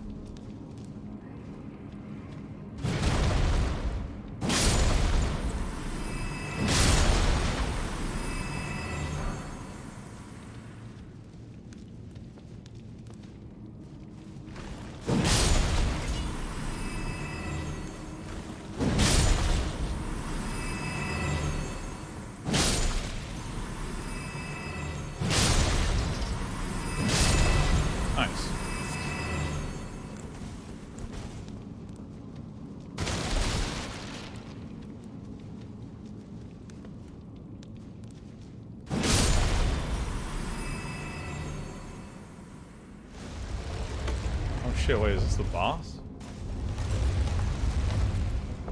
It is. Oh my god, we have the perfect stuff.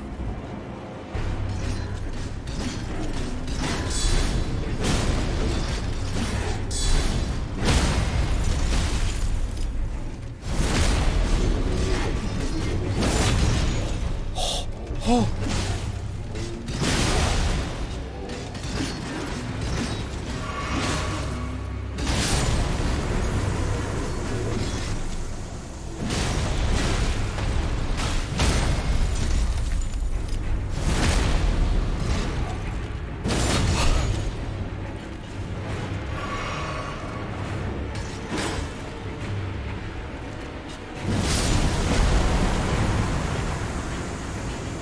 That was awesome. That was awesome. That was awesome. Did you see that? That was awesome. Holy shit, that was rad.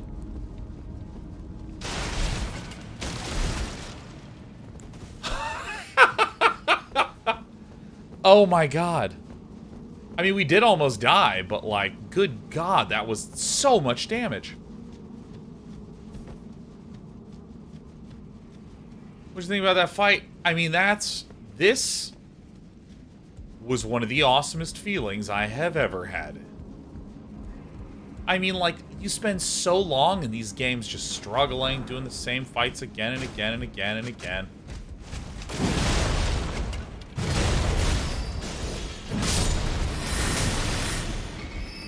And then you, like, have that happen? And it makes me feel like I'm so fucking smart. I feel like I'm such a freaking genius, man.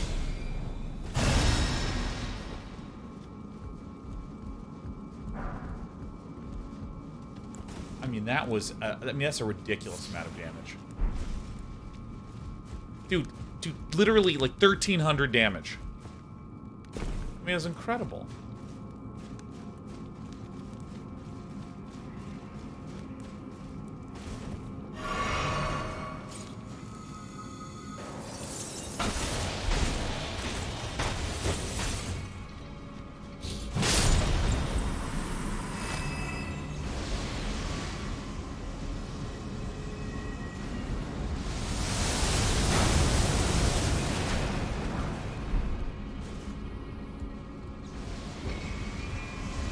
That does not actually do the most damage.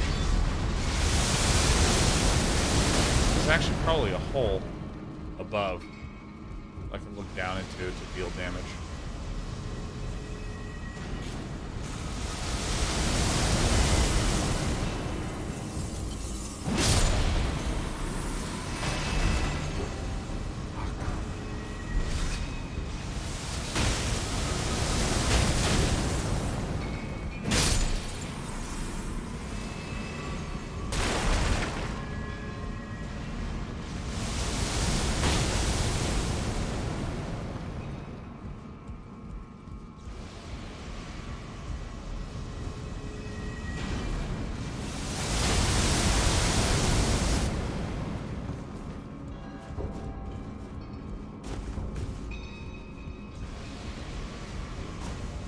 Fuck.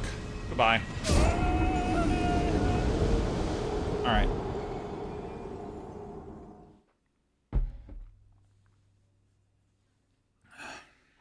God, I really didn't want to die. Really don't want to go through this again. But we will. Where's your poison now, huh? Poised all the way to the bottom of the well.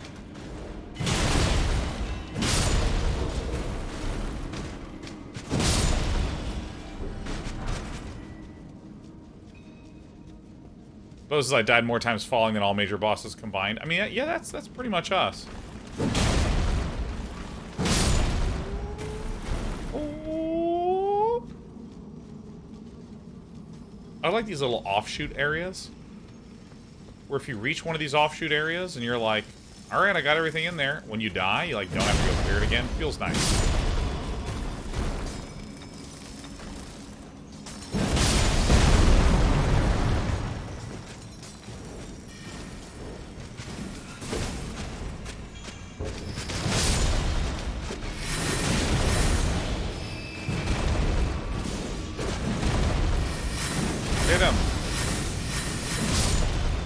such a final boss.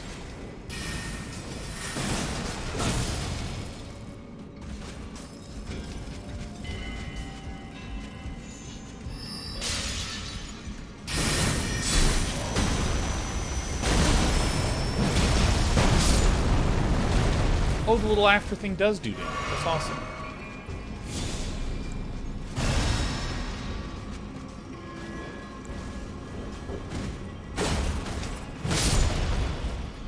What is this cave? This is the Altus Tunnel. You can actually see the entrance in red on the map. It's one of those little holes that shows up in the illustration.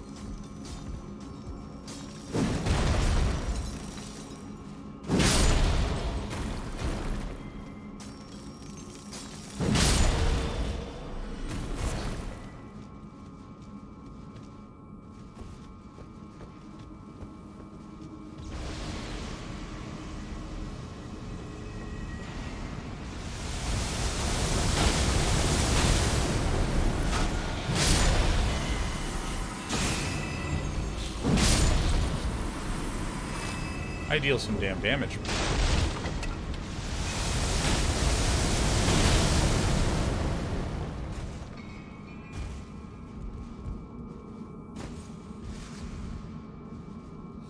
Fuck, man. What the fuck? What the fuck? I hate this shit, man. Oh my god. I just want...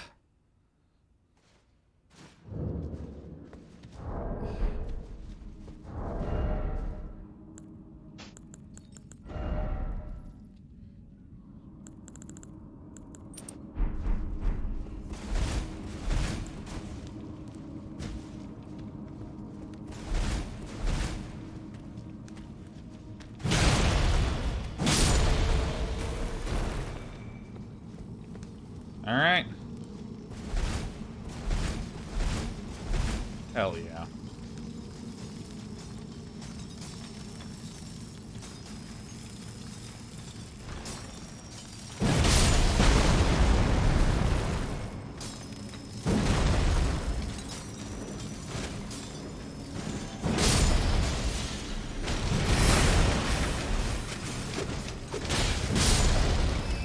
Big boys.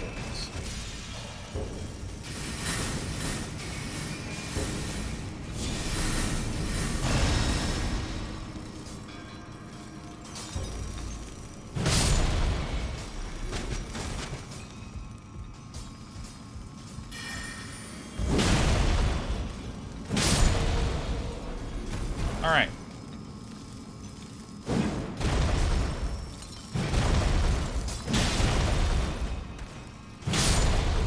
All right. Yeah, dude, the highlight for this Ed is just going to be nothing but falls. Watch Day 9 fall. What do we do with the fall?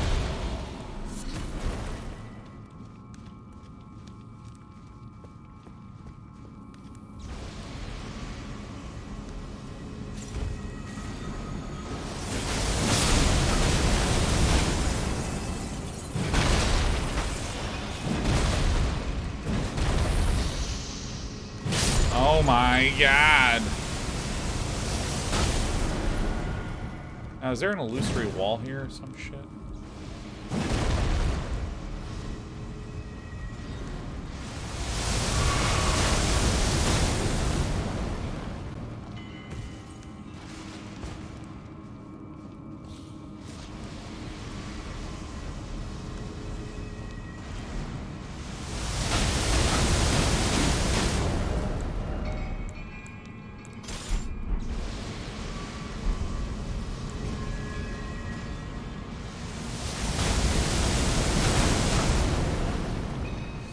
Fuck this fucking game!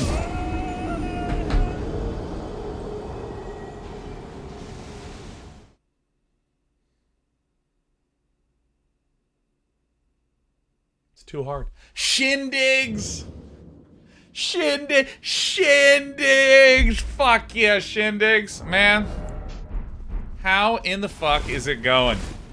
Dr. Shindigs.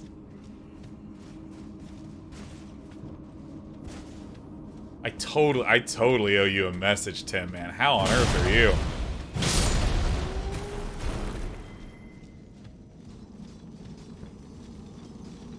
secure it with the rope. You know, let's get our little thing out here. God, Shindig's the maker of incredible mean shit. Dude, I love your recent work, Tim. Tim, have you actually been playing a good amount of Elden Ring? Because I'm obviously very obsessed with this game.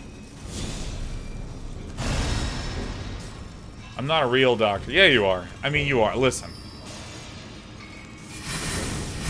Listen, people are fast and loose with the term influencer these days, you know? I mean, we should be able to be fast and loose with the term doctor. Well, in a way, I'm a doctor. I do have a certification. So I beat Elden Ring, but I'm on New Game Plus, did 100%. Dude, this game's fucking so rad. It's so good.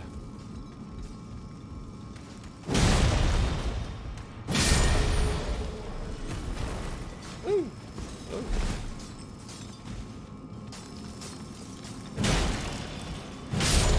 As long as you don't say medical doctor. People are getting fast and loose with that, too. Hello?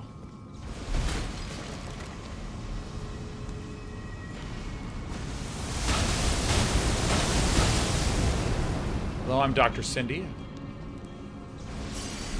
I have my medical degree in spiritual healing. Ugh. Arsenal Charm +1. Oh shit, where am I? I did it.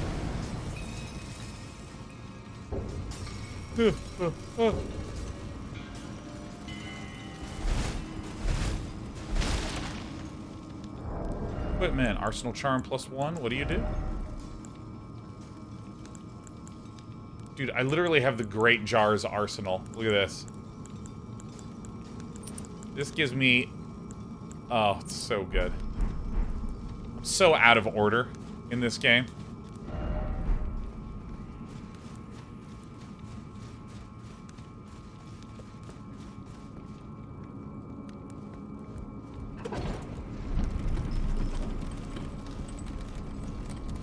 Is there anything in there? Yeah, we found the +2, then the plus, and then the 0, and then the +1.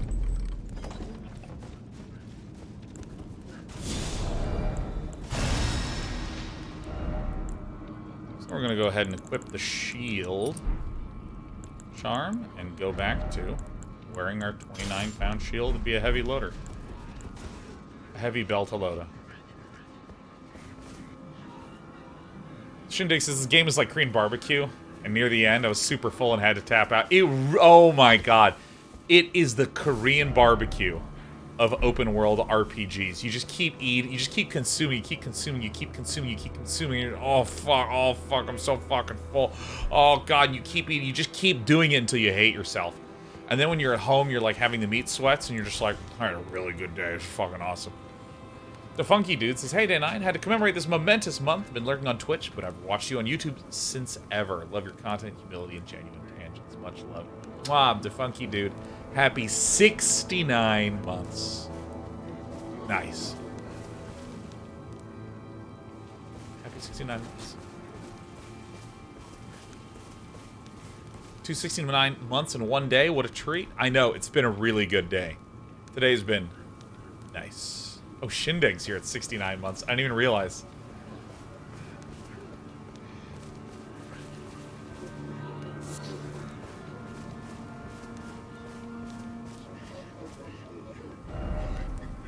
It's a lot of commotion here. This is kind of what the Hilton lobby bar sounds like at BlizzCon.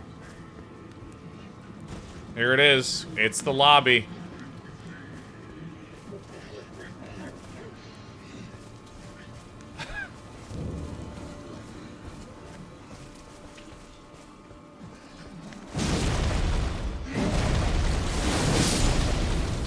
Fucking roll.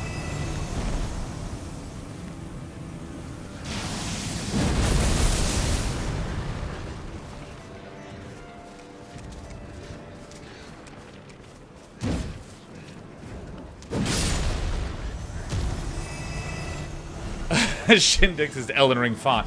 Anaheim Hilton lobby. Yeah, oh my god. I mean...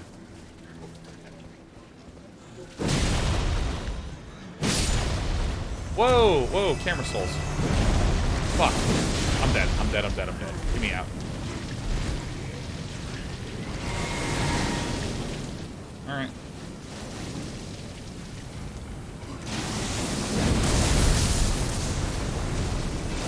Shit, the range on this